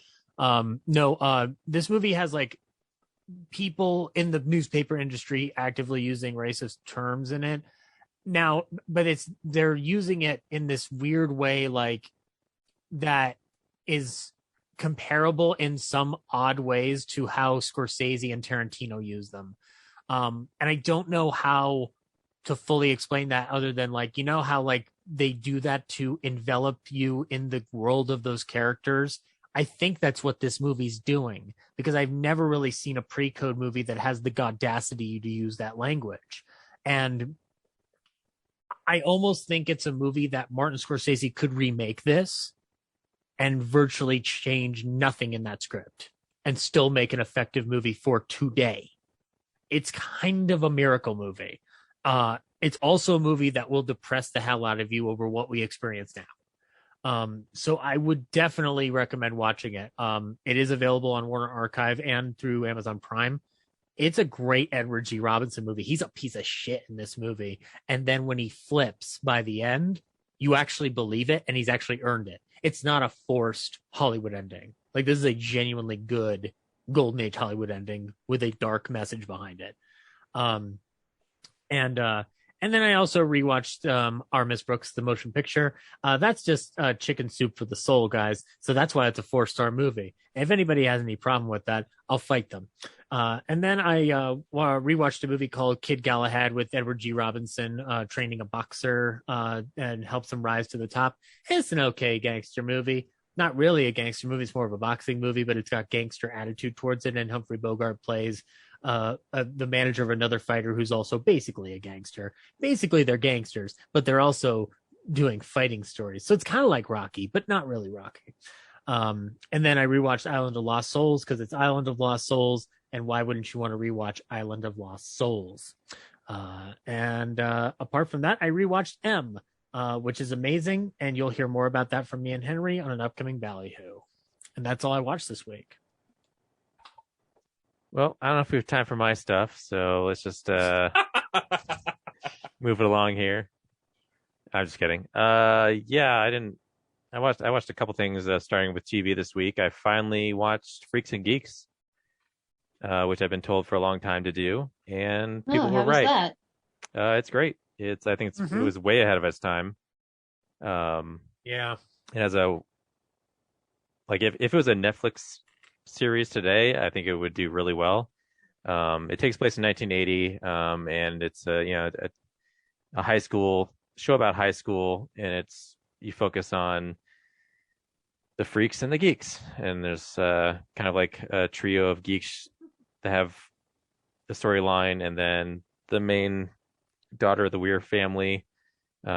She is a mathlete who, not entirely sure why, but she's kind of rejecting being a mathlete and her life up to this point. I assume something about her grandmother dying has. She kind of has a personality shift, and it kind of like forces her to reevaluate her identity. Yeah, so she starts exploring new friends, and she falls into this freaks clique, which is basically just a bunch of burnouts who hang out and smoke between class, and eventually all these characters kind of, some of them have in between the freaks and the geeks, they have their own animosity towards each other, but both those groups also are united against like the jocks and everything. And it's just like it's a really cool look at high school life, which, when it came out, I was the same age as those people in my junior year. So it's really weird that, like, to watch that, and like when it came out, it just felt like they were years ahead of me. You should watch Undeclared as a follow-up, because that's another show with a lot of Apatowites in it. Yeah, I forgot to preface with, like, it was a early Apatow, and like watching all these, like, the whole cast top to bottom, all these people went on to do great things and have super successful careers, even though this show was canceled in the first season. And so seeing all them really young, and just they always felt like adults to me as actors and performers, but like they were literally my peers. Just that was wild. And then there was the show takes place in 1980, and there's a line at one point where they're talking about like a movie's coming out and they should go see Friday the 13th. Like there's another one out, and I was just like, well, the first one came out in 1980, so how would there be the sequel yet if they're talking about another Friday the 13th? Because I assume this season is just that 1980 to 1981 school year. So part 2 would have come out in May of 81, which, the school year would have wrapped up before then. So I think it's kind of like my Mad Men hookup within the pilot, where he reinvents the branding for Lucky Strike cigarettes with "It's toasted," and I'm like, that phrase was there before you got here, Don Draper. Shut the fuck up. Maybe they really just wanted a second Friday the 13th movie. Maybe they did. You never know. That show, you kind of just sparked a memory for me, Brad, because I really love that episode where Seth Rogen's character is torn by if he should stay with that girl who he finds out is a hermaphrodite. Yeah, that's ahead of its time. Like it's extremely ahead of its time. But the conversation that he and Sam have about appreciating the people that are in their lives, because Sam's just like, I took my girlfriend to the jerk and she didn't like it, and Rogan's like, my girlfriend loved the jerk. And I'm like, oh my god, this is adorable. Just like the whole arc of the season, the kid Sam, is pining after this cheerleader girl. I forget her name right now, but she seems nice enough as a person, but when they actually end up dating, and right away, like, they realize their whole attraction to each other is superficial. And it dissolves super quickly, and it's just, I don't really remember seeing a lot of stuff like that in shows from then, but also I watch a ton of shows like that. So, but yeah, I think that show is also secretly Martin Starr's show as Bill. He's great in that show. Like, oh, everybody is. I just and it's really tough to get to episode 18 and just be like all these loose storylines just sitting on the floor. Nothing. I know. It's why I can't go back to it that often, because I'm just like, I know it's going to end and it's going to make me sad. Yeah, it's been 20 years, so you can't really do, season 2. You'd skip over high school entirely. Yeah, and you also have to address certain cast members, but I would check out Undeclared afterward. Undeclared is a lot of fun. It's also unfortunately too short a stay, but you get a lot of. I love how both those shows give you a sense of what the Apatow vibe is going to be for a good 10 years, and I appreciate that era of comedy that we got, and I hope we get more of it in different forms. Like I still haven't seen King of Staten Island or. Oh, that's great. Yeah, I like that a lot. Okay. So I also watched this week's Saturday Night Live, and man, I'm really loving the season. It's pretty good this season. Yeah, and ever surprisingly so. Yeah, ever since the break came back too, like even just the sketches are really good. Like I always like the weekend updates, but just the individual sketches, it just feels like for a cast that's unusually large for an SNL cast. It is a very large cast this year, feels. Yeah, like the new feature people are getting a ton of screen time, and Kate McKinnon's still in the credits, but she hasn't appeared on an episode yet. But yeah, they do a good job of like rotating people in and out because some episodes won't have certain people at all. Then they'll be on the next week doing a ton of work, and just like this week's Doghead Man was great. That's probably my favorite. But it's actually a recycled sketch because Sam Rockwell, I think 2 or 3 years ago, did a similar sketch. Yeah. But it seems like they it was a little clunky then, and they've since rewritten it, and they redid it this week, and it was like way funnier. And it is Simu Liu was the host this week, and he was like doing this army general thing, and it just seems like everyone's having fun on the show. Do you think it's because they're rotating them out so that like they're not oversaturating you with the same performers each time, that's kind of giving it a nice fresh take on it? Yeah, I think no one's really getting a chance to like become a star, and like take over the show. So it feels very much like a repertory group where everyone's kind of putting in equal time. And, I feel like some people like Punky Johnson are still getting the shaft because I think she gets the least. And she's often a very small part in whatever sketch she does get. And then James Austin Johnson's getting a lot of time because he can do a ton of the like relevant impressions because he does both Biden and Trump. So he's like his Trump impression's pretty good. Yeah, he's got that, like not just the the sound, and he's also got like the psychology behind it too. It's not just a complete caricature. So yeah, I thought their music video this last weekend was really good, and the Are You a Republican game show thing, that was pretty cute. What's that? Well, basically, like they bring somebody out, and then based on like really vague statements, they try to guess whether they're a Republican. It's like the guy comes out and he's like, I hate Facebook. And they're like, because it spreads misinformation or because they banned Donald Trump. Yeah. Just highlights how difficult to navigate, like how, like not, everything seems divided, but when you get down to it, like everything is really, some of the people you think are one way actually also go the other way. Just depends on how you read them. Yeah. Right. It's not quite so obvious sometimes. Yeah. Yeah. So nuance.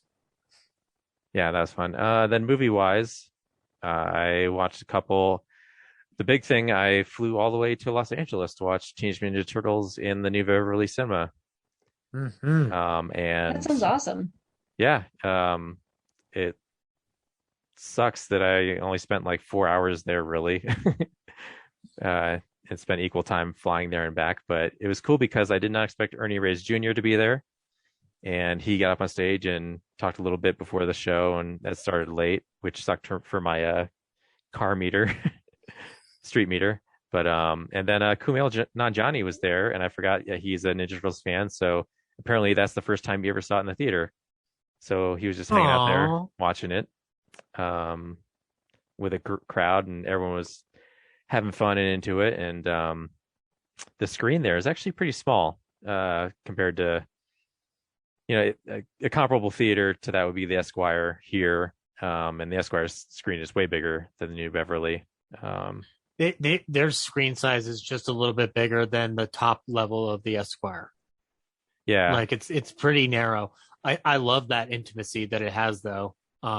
Yeah, it's like the Because top level of the Esquire or like the third screen at the Chez Artiste. Yeah, yeah, but it also but it's kind of great because it does have plenty of seats, and number two, it does give you a really fun 70s kind of experience out of it. Like you do feel like you're like stuck in a little grindhouse. Like it's really cool.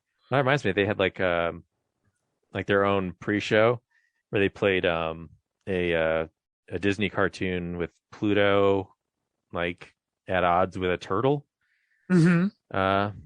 I forget the name of it, but yeah, Pluto was like kind of sparring against a turtle, and they become friends at the end, obviously. But yeah, they had their own, and they had a bunch of different like retro trailers, like Batman Returns is playing there this weekend, so they did that. That plays a lot at their kiddie matinees. Like, Yeah. So if you ever want to rewatch Batman, like keep an eye on their kiddie matinee schedule because they do that, and they do oddly enough they do the birds a lot too. And I don't know that's not really a kids movie, but.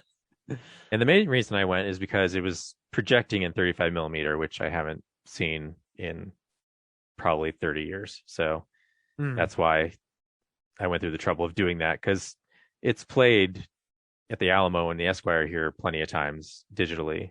And yeah, so it was cool kind of seeing all the cigarette burns and scratches again. And there was a couple parts that were cut out. Someone had clipped the reels and taken them home. So that was fun to watch. Yeah, constantly expecting lines to finish, and then they're just emitted and the scene jumps, and you're like, oh, cool. Not gonna bother to restore it, man. Yeah, and then at home I watched a movie called Showtime, which I haven't seen since 2002.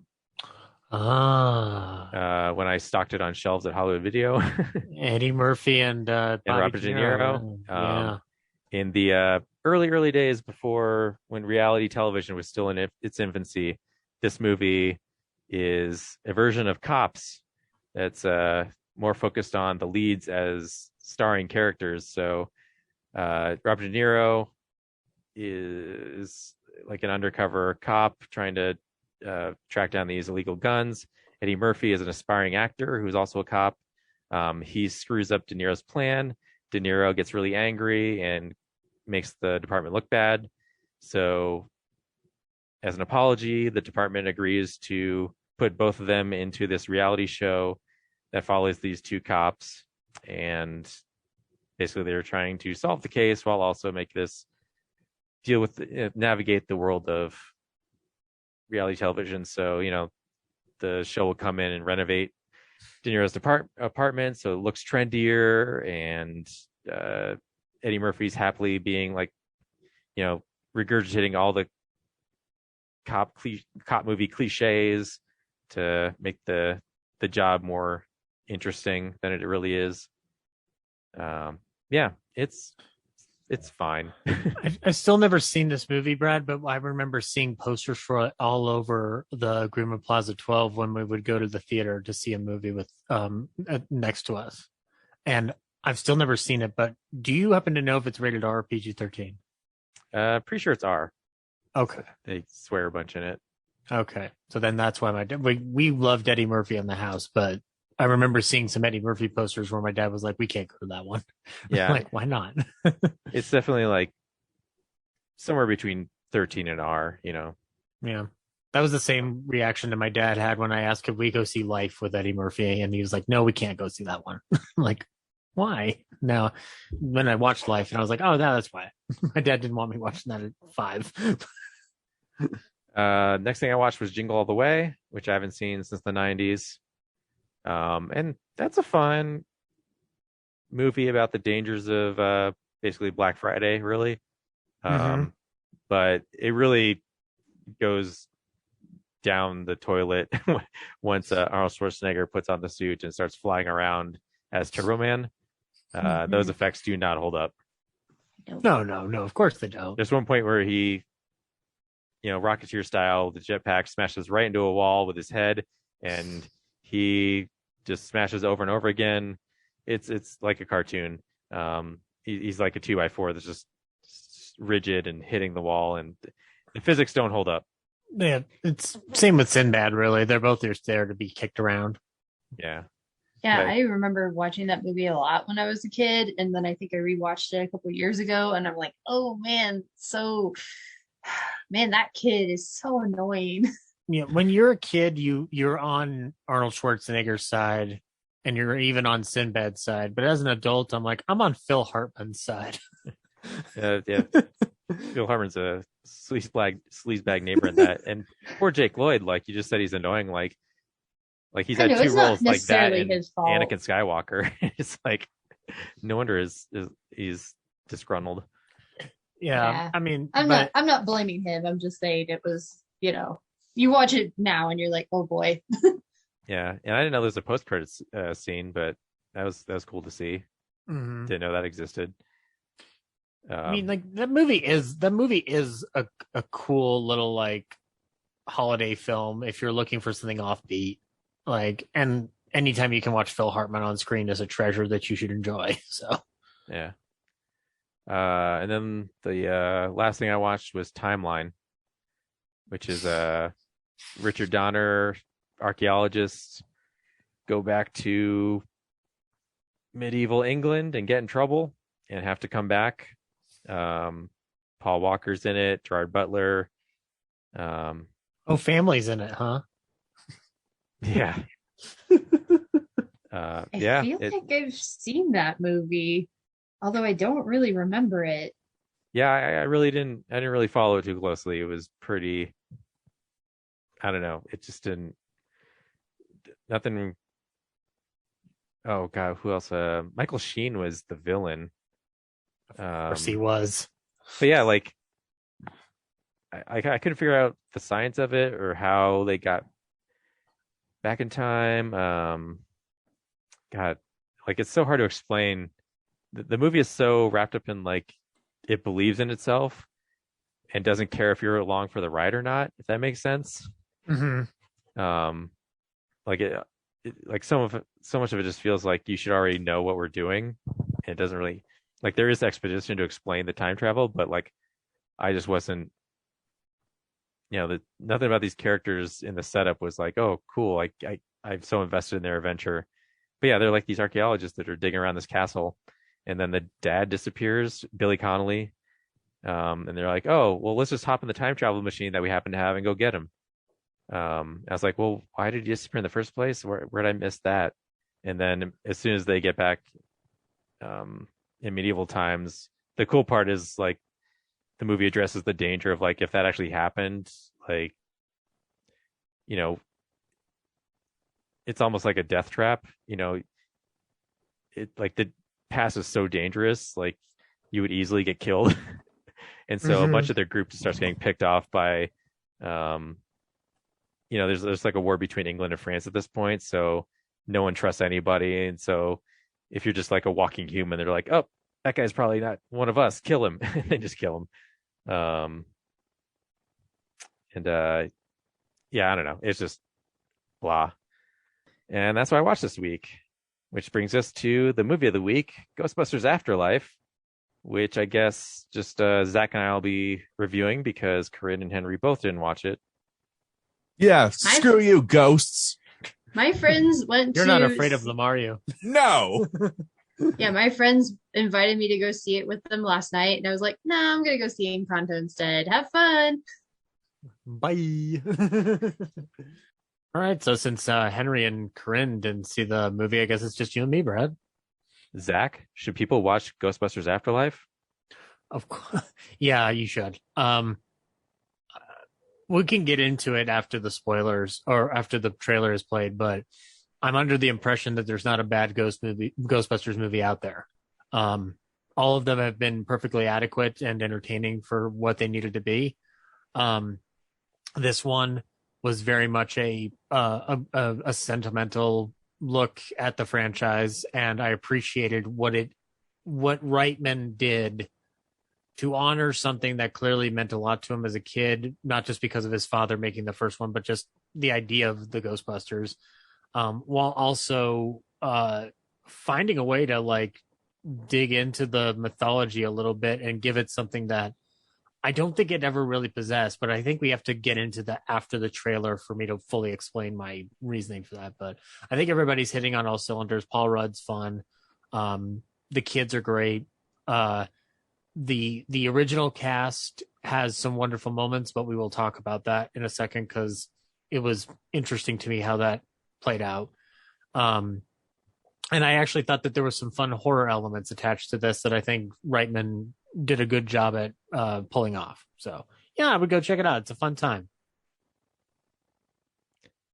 Yeah, I thought it was a fine movie, a fine addition to the Ghostbusters mythos. I think I didn't enjoy it as much because it definitely had the Rise of Skywalker thing going for it, where it very much feels like an apology video, and just offers up so much fan service to the point where a lot of this movie is a repeat of the first movie.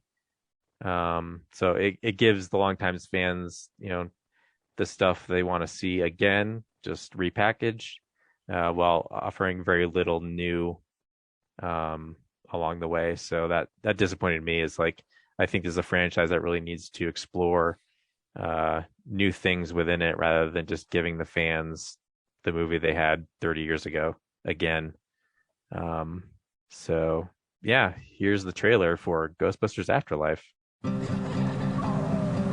What are you doing here in Somerville anyway? Honestly, my mom won't say it, but we're completely broke.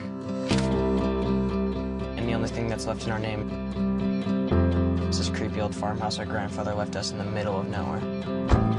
Why'd you bring me up here? Entertainment value? What is that? I don't know.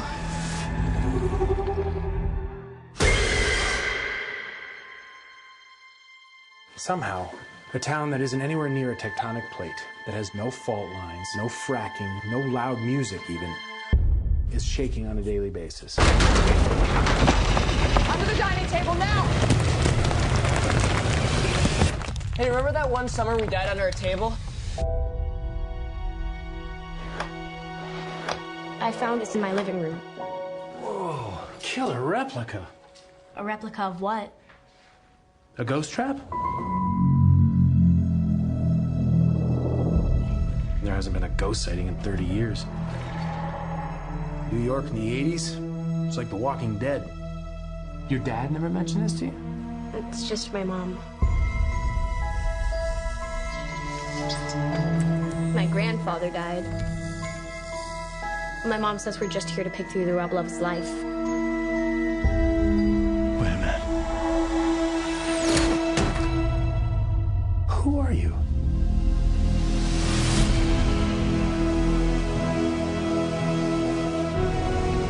Call it fate. Call it luck. Call it karma. I believe that everything happens for a reason.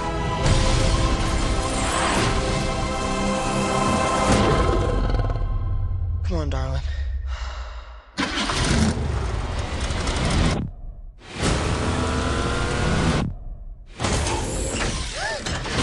It has a gunner seat?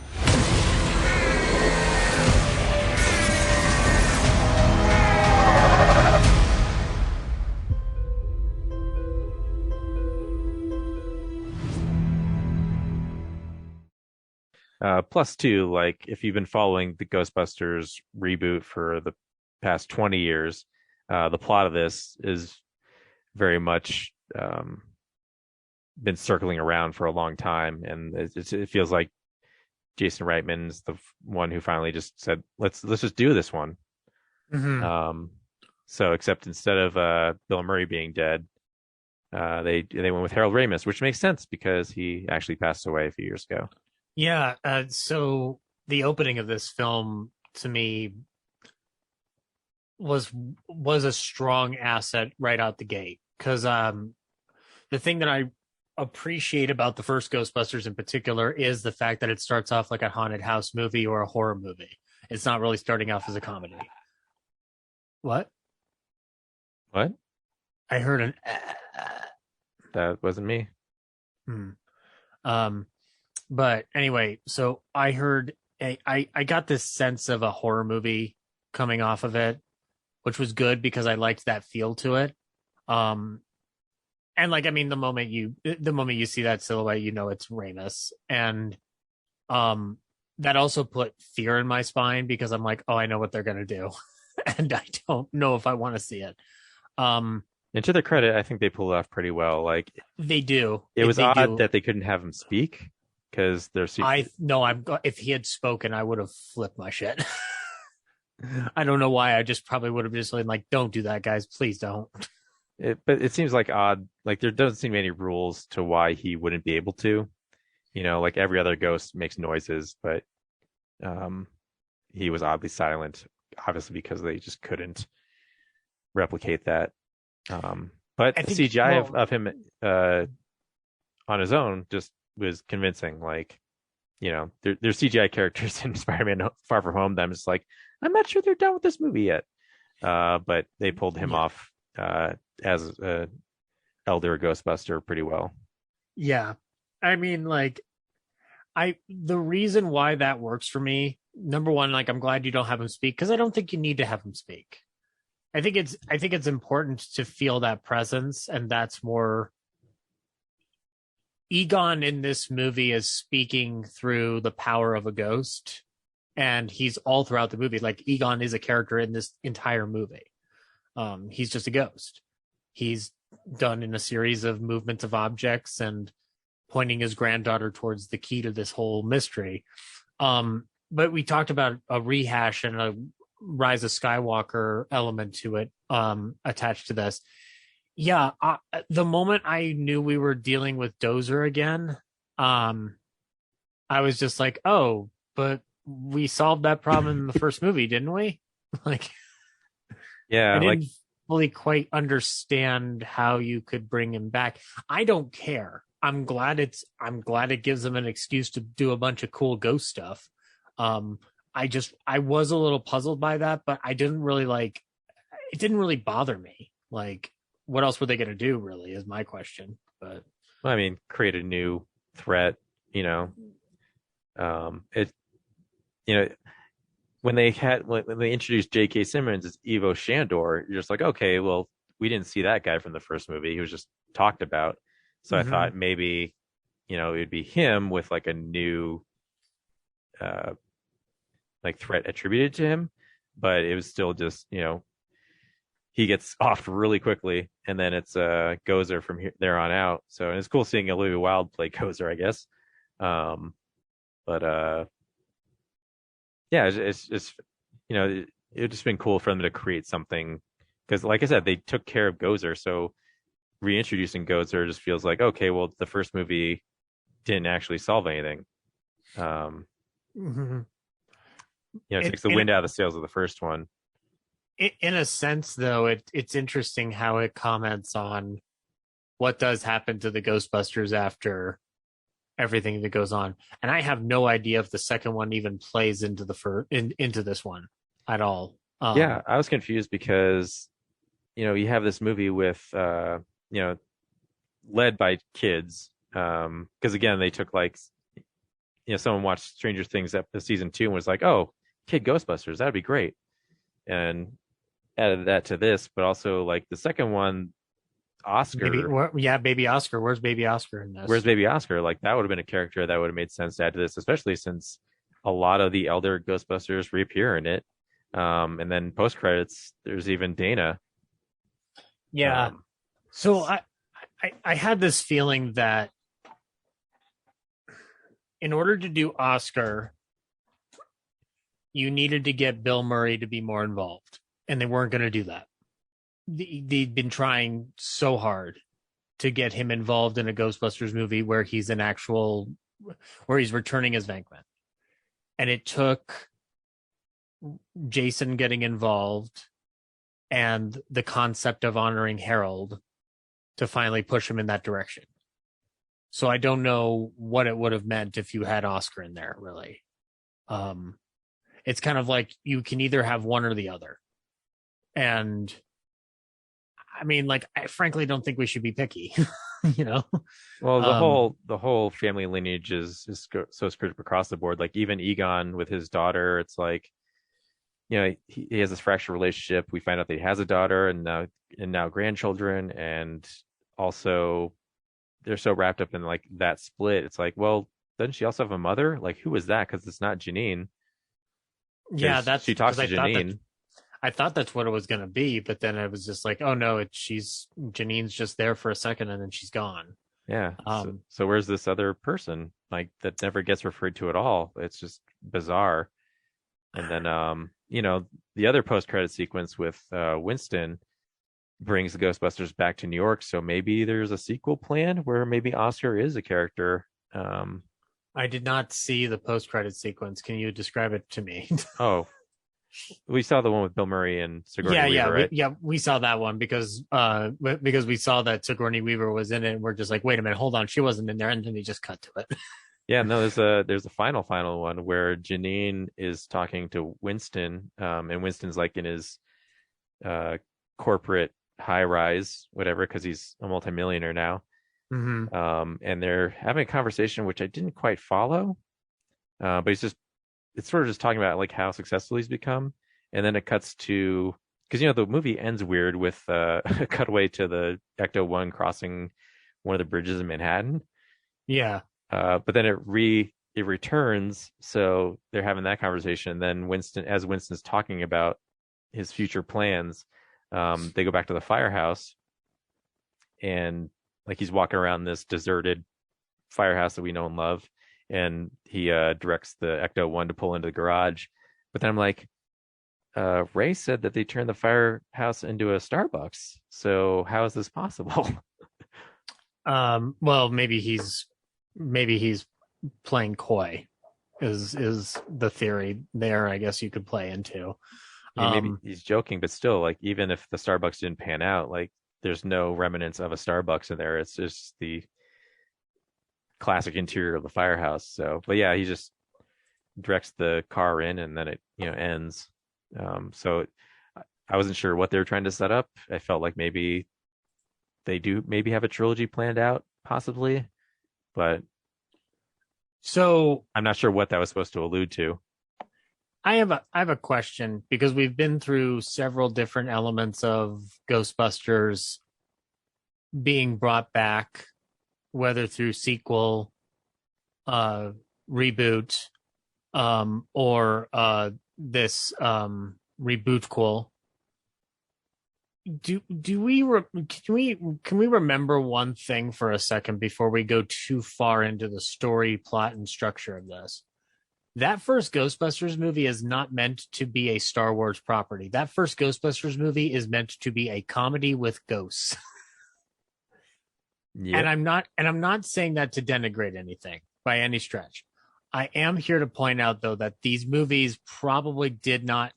I don't think there was ever a real intention of a huge franchise at the time that they made this movie, that first movie. And I think Ghostbusters 2, from all indication, there was an even bigger struggle to get that made in certain respects.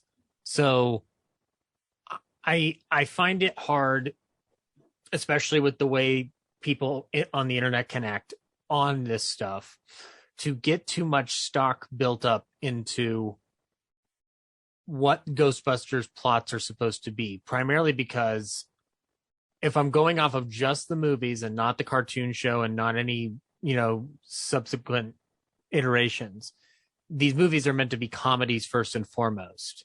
And I feel like people don't want comedies out of these movies anymore. I think they want an actual story about hunting ghosts. And what I liked about Ghostbusters Afterlife is that it is a comedy.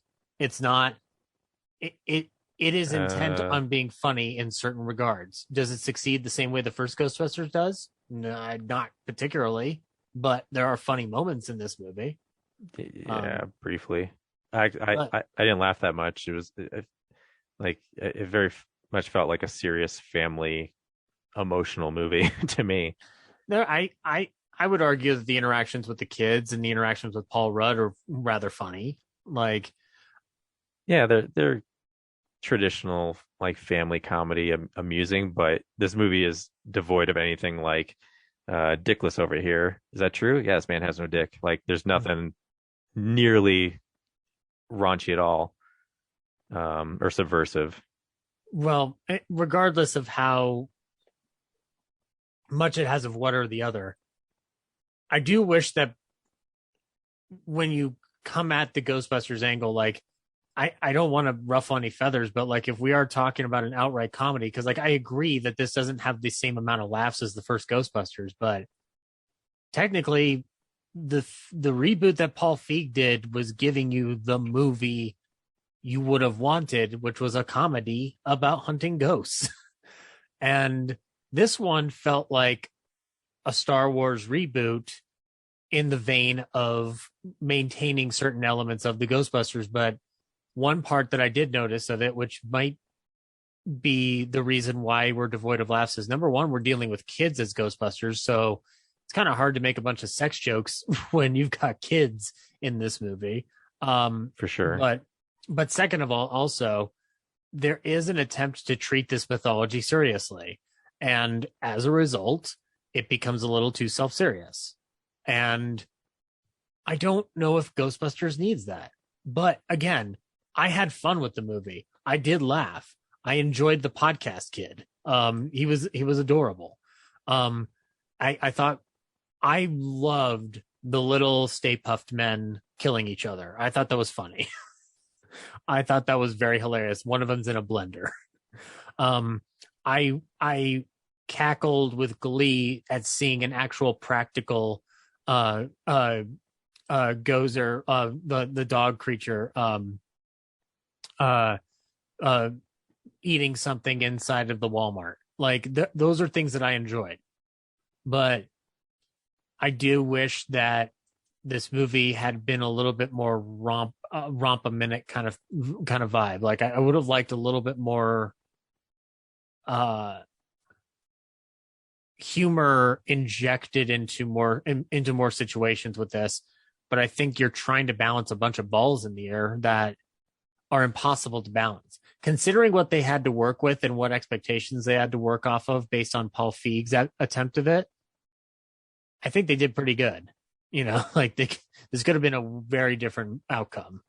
Yeah, like I think it's like the Ghostbusters mythology, and like they did such a good job of world building in the first movie, and then with the everyone being like following the cartoon show as kids, like getting more fleshed out there, I guess. It just feels like for years people just want like a live action version of it where it is taken a little more seriously. Because like how many just one-off jokes can you make about ghost hunting? And there's been plenty of like ghost movies since then that they could sort of parody, like Paranormal Activity, Blair Witch. Like, I think there's some comedy to mind there through these movies, but overall I think everyone's just been clamoring for like, hey, let's treat the fact like, treat the science of this thing like it's real. And I think you get that in this movie, but at the expense of more laugh a minute stuff. But I think the other thing that holds it back is none of the characters really have an arc or have a problem that needs to be solved by the end of the movie. Like, yeah, the family is destitute and has to go live on this farm, but they still got a farm to go to. And they never really struggle with acclimating to the town. Like the kids just kind of go to school and there's never really any adversity there. So I think Phoebe's on a self-discovery journey that I enjoyed. I guess like she starts out very matter of fact, like science is science and ghosts don't exist, but that's quickly turned on its head. So it's nothing she really, I don't know, struggles with, I think. I think considering that her family history has been hidden from her in several different factors, like it's trying to figure out who your family is, which in a sense is a very, I mean, Brad, you know me, I'm a sucker for geezer exploitation and grandfather and grandmother stories, and watching Egon with his granddaughter helping him bust a ghost is an image that I was just like, that's adorable. Oh my God, this movie's won my heart. It's a nice image, but there's very little setup for her to want that by the end. Like she's never clamoring for like, I never got a sense that she was clamoring on knowing like, where did I come from? What, like she never seems suspicious that anything's wrong in her family. So there's no payoff to that. It's just like, oh, well, cool. She found out about it. It's just an addendum to her life. So the scene when she starts yelling at her mom about how come you never told us, it just feels like empty. It's like, where's this coming from? Because you never were suspicious that there's anything wrong in their family before, or that anyone was lying to you, or withholding anything from you. So I never, that didn't like resonate with me. So like it's sentimental to watch it play out at the end, but like I didn't feel like there was a strong setup for it. It just kind of felt like it came out of nowhere. Like, oh, this is something she cares about. I didn't get that. Gotcha. So, it may just be a matter of interpretation, but I mean, like I do feel like I walked out of the film enjoying the time that I had with those characters and with that memory of it. I guess at this point, like I'm curious to know how you feel about the way the remaining 3 Ghostbusters appear in this film. It was cool to see him again, but again, it was very much like they were thrown in to appease the fans. Like, I kind of wish the movie was Phoebe unlocking a mystery of like where these people go. And so for a while I was waiting for that, and then all of a sudden it's just resolved with a phone call to Ray, where Ray just exposition dumps like what's happened in the past 30 years. And some of it's like confusing because, he tells Egon to go to hell, and then he explains like, oh, Egon took all the ghost stuff and ran off to Oklahoma and left me here with nothing. And then he shows up later with everything. It's just like, oh, so I guess Egon didn't really screw you. You just had like one less proton pack and the guy who can fix it all. So that was like, oh, okay, well. And then the rest of the guys were pretty easily recruitable. It just felt like, again, like the Rise of Skywalker thing, where it's like, well, the fans probably want to see these, as odd as it'd be to see them as old as they are wearing the uniforms. They want it there, and they'll be happy if they see it. So here it is. So yeah, and I also think it takes away from the kids saving the day, because they can't without the old crew. So it's really the movie doesn't resolve itself without them. Yeah, I mean, it takes away from their victory. I agree. I agree at that part. I'm a sucker for watching those guys back in the suits. At the same time, part of where my frustration with it, if I have any, because believe me, it's very little. I mean, like I said, this movie basically gives you what you want, and you have a fun time with it, and it's shot pretty. Eric Spielberg's work is great in it as the DP, but them showing up only after that encounter with Ray, I almost feel like this movie's already about 2 hours. Just go the full mile, give us 2.5 hours, and give us more screen time with Murray and Hudson, or even just Hudson. I know it's difficult to get Murray to do this, but find a way to flesh that out a little bit better, because I did feel like that was a last minute ditch. Like, in a certain world, again, like I'm not complaining here, but in another world, you could have had this ending with just Egon showing up and none of the other 3 are involved. Yeah. And in a sense, it probably would have been a more powerful movie. But I'm glad to, I know Dan Aykroyd gets the shit kicked out of him at times in recent years, but I liked watching him as Ray again. I liked watching him get genuinely pissed about the way the Ghostbusters have ended up over the last 30 years. Like, I liked watching him do that. Yeah, so I like watching him too. It just felt like it didn't fit with the plot. It just felt like it was there because fans wanted it there. Like you said, Harold Ramis helping her at the end, like that made sense because we set it up at the very beginning of the movie. Mm-hmm. Yeah. I will say though, if I had a complaint about the 2016 Ghostbusters, it's that their cameos, the way they did their cameos, Bill Murray's was funny. I thought Dan Aykroyd was absolutely wasted in his cameo, personally. I didn't remember his. His was, he drops somebody off in a cab and says, I ain't afraid of no ghost, and then he drives off. Oh, yeah. And then Ernie Hudson's is kind of adorable because he's supposed to be related to Leslie Jones. But Dan Aykroyd, along with Harold Ramis, is the creator of this franchise as it exists. This is based off of his concept. So, I really wish he'd get a little bit more respect in that regard. And so technically, I think this movie does a better job at honoring Dan Aykroyd than the other one did.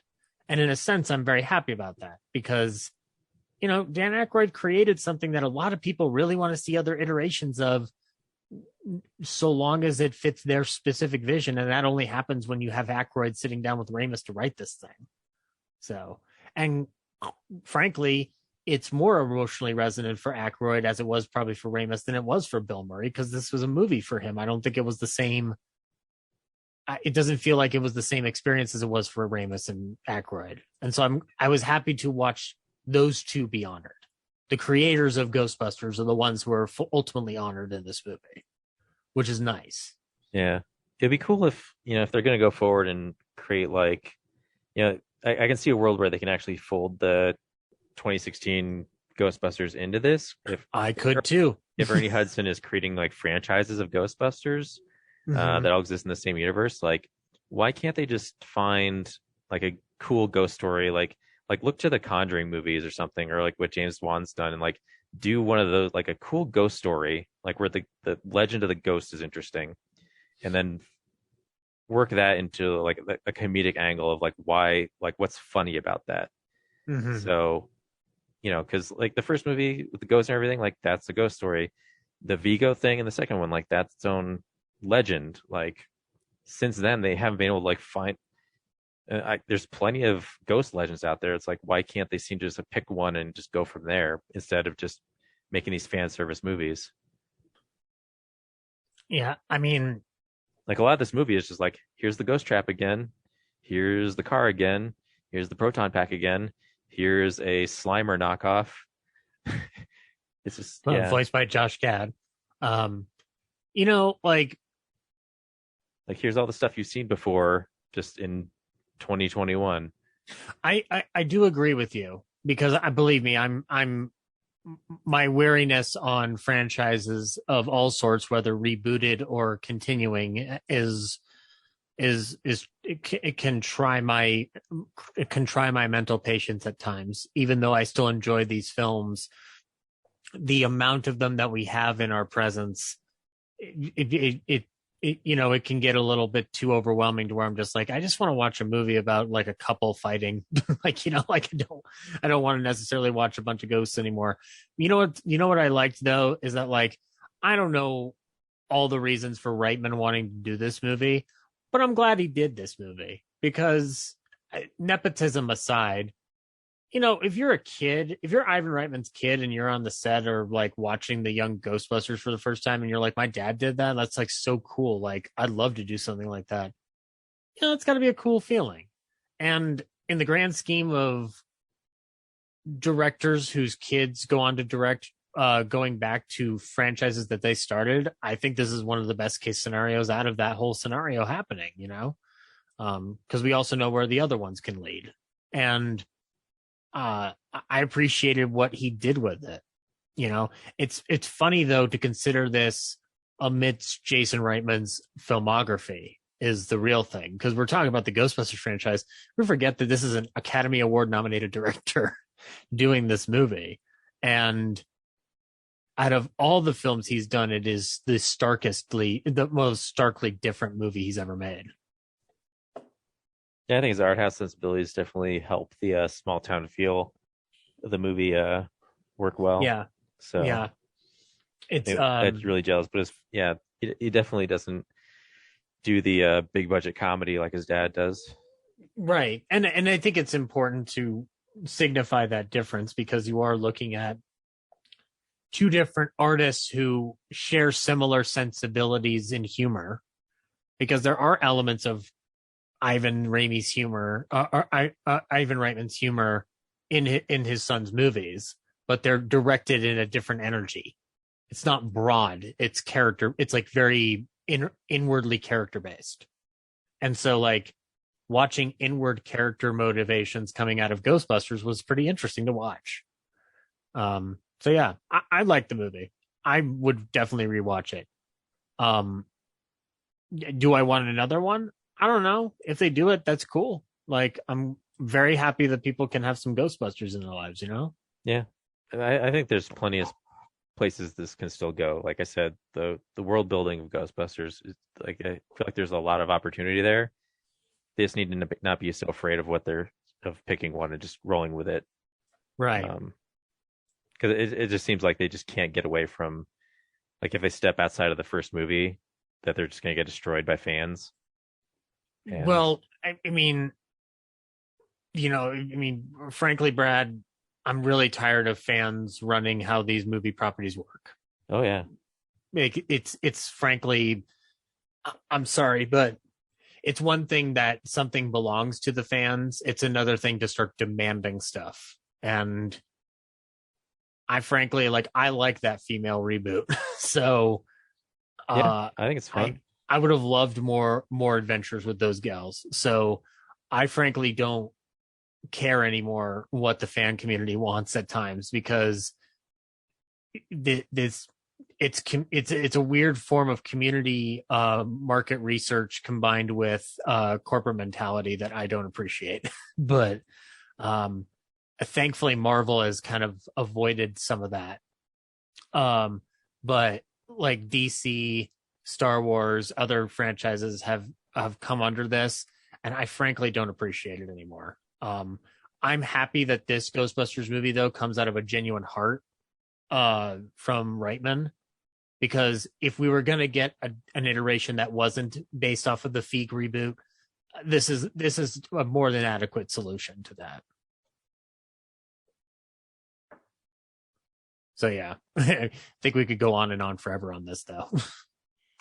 Yeah. Yeah, so next week, I guess we're going to watch the Resident Evil Welcome to Raccoon City reboot. So do I have to watch the first 5 now to just finally, after all these years of delaying it, just buckle up for that franchise? I think you have to play the games for this one, because this movie looks exactly like the first game. Oh. It has no connection to the Paul W.S. Anderson films. Yeah. Clean break. No Mila Jovovich. Yeah, play the games, I guess, and because it seems pretty faithful. Again, maybe too faithful thanks to the fans. So we'll find out. I don't know. I don't know much about Mila what? Sorry, I'm tired. Cool. Thanks, Corinne and Henry, for being here. And we'll talk to you next week. Yeah. Bye.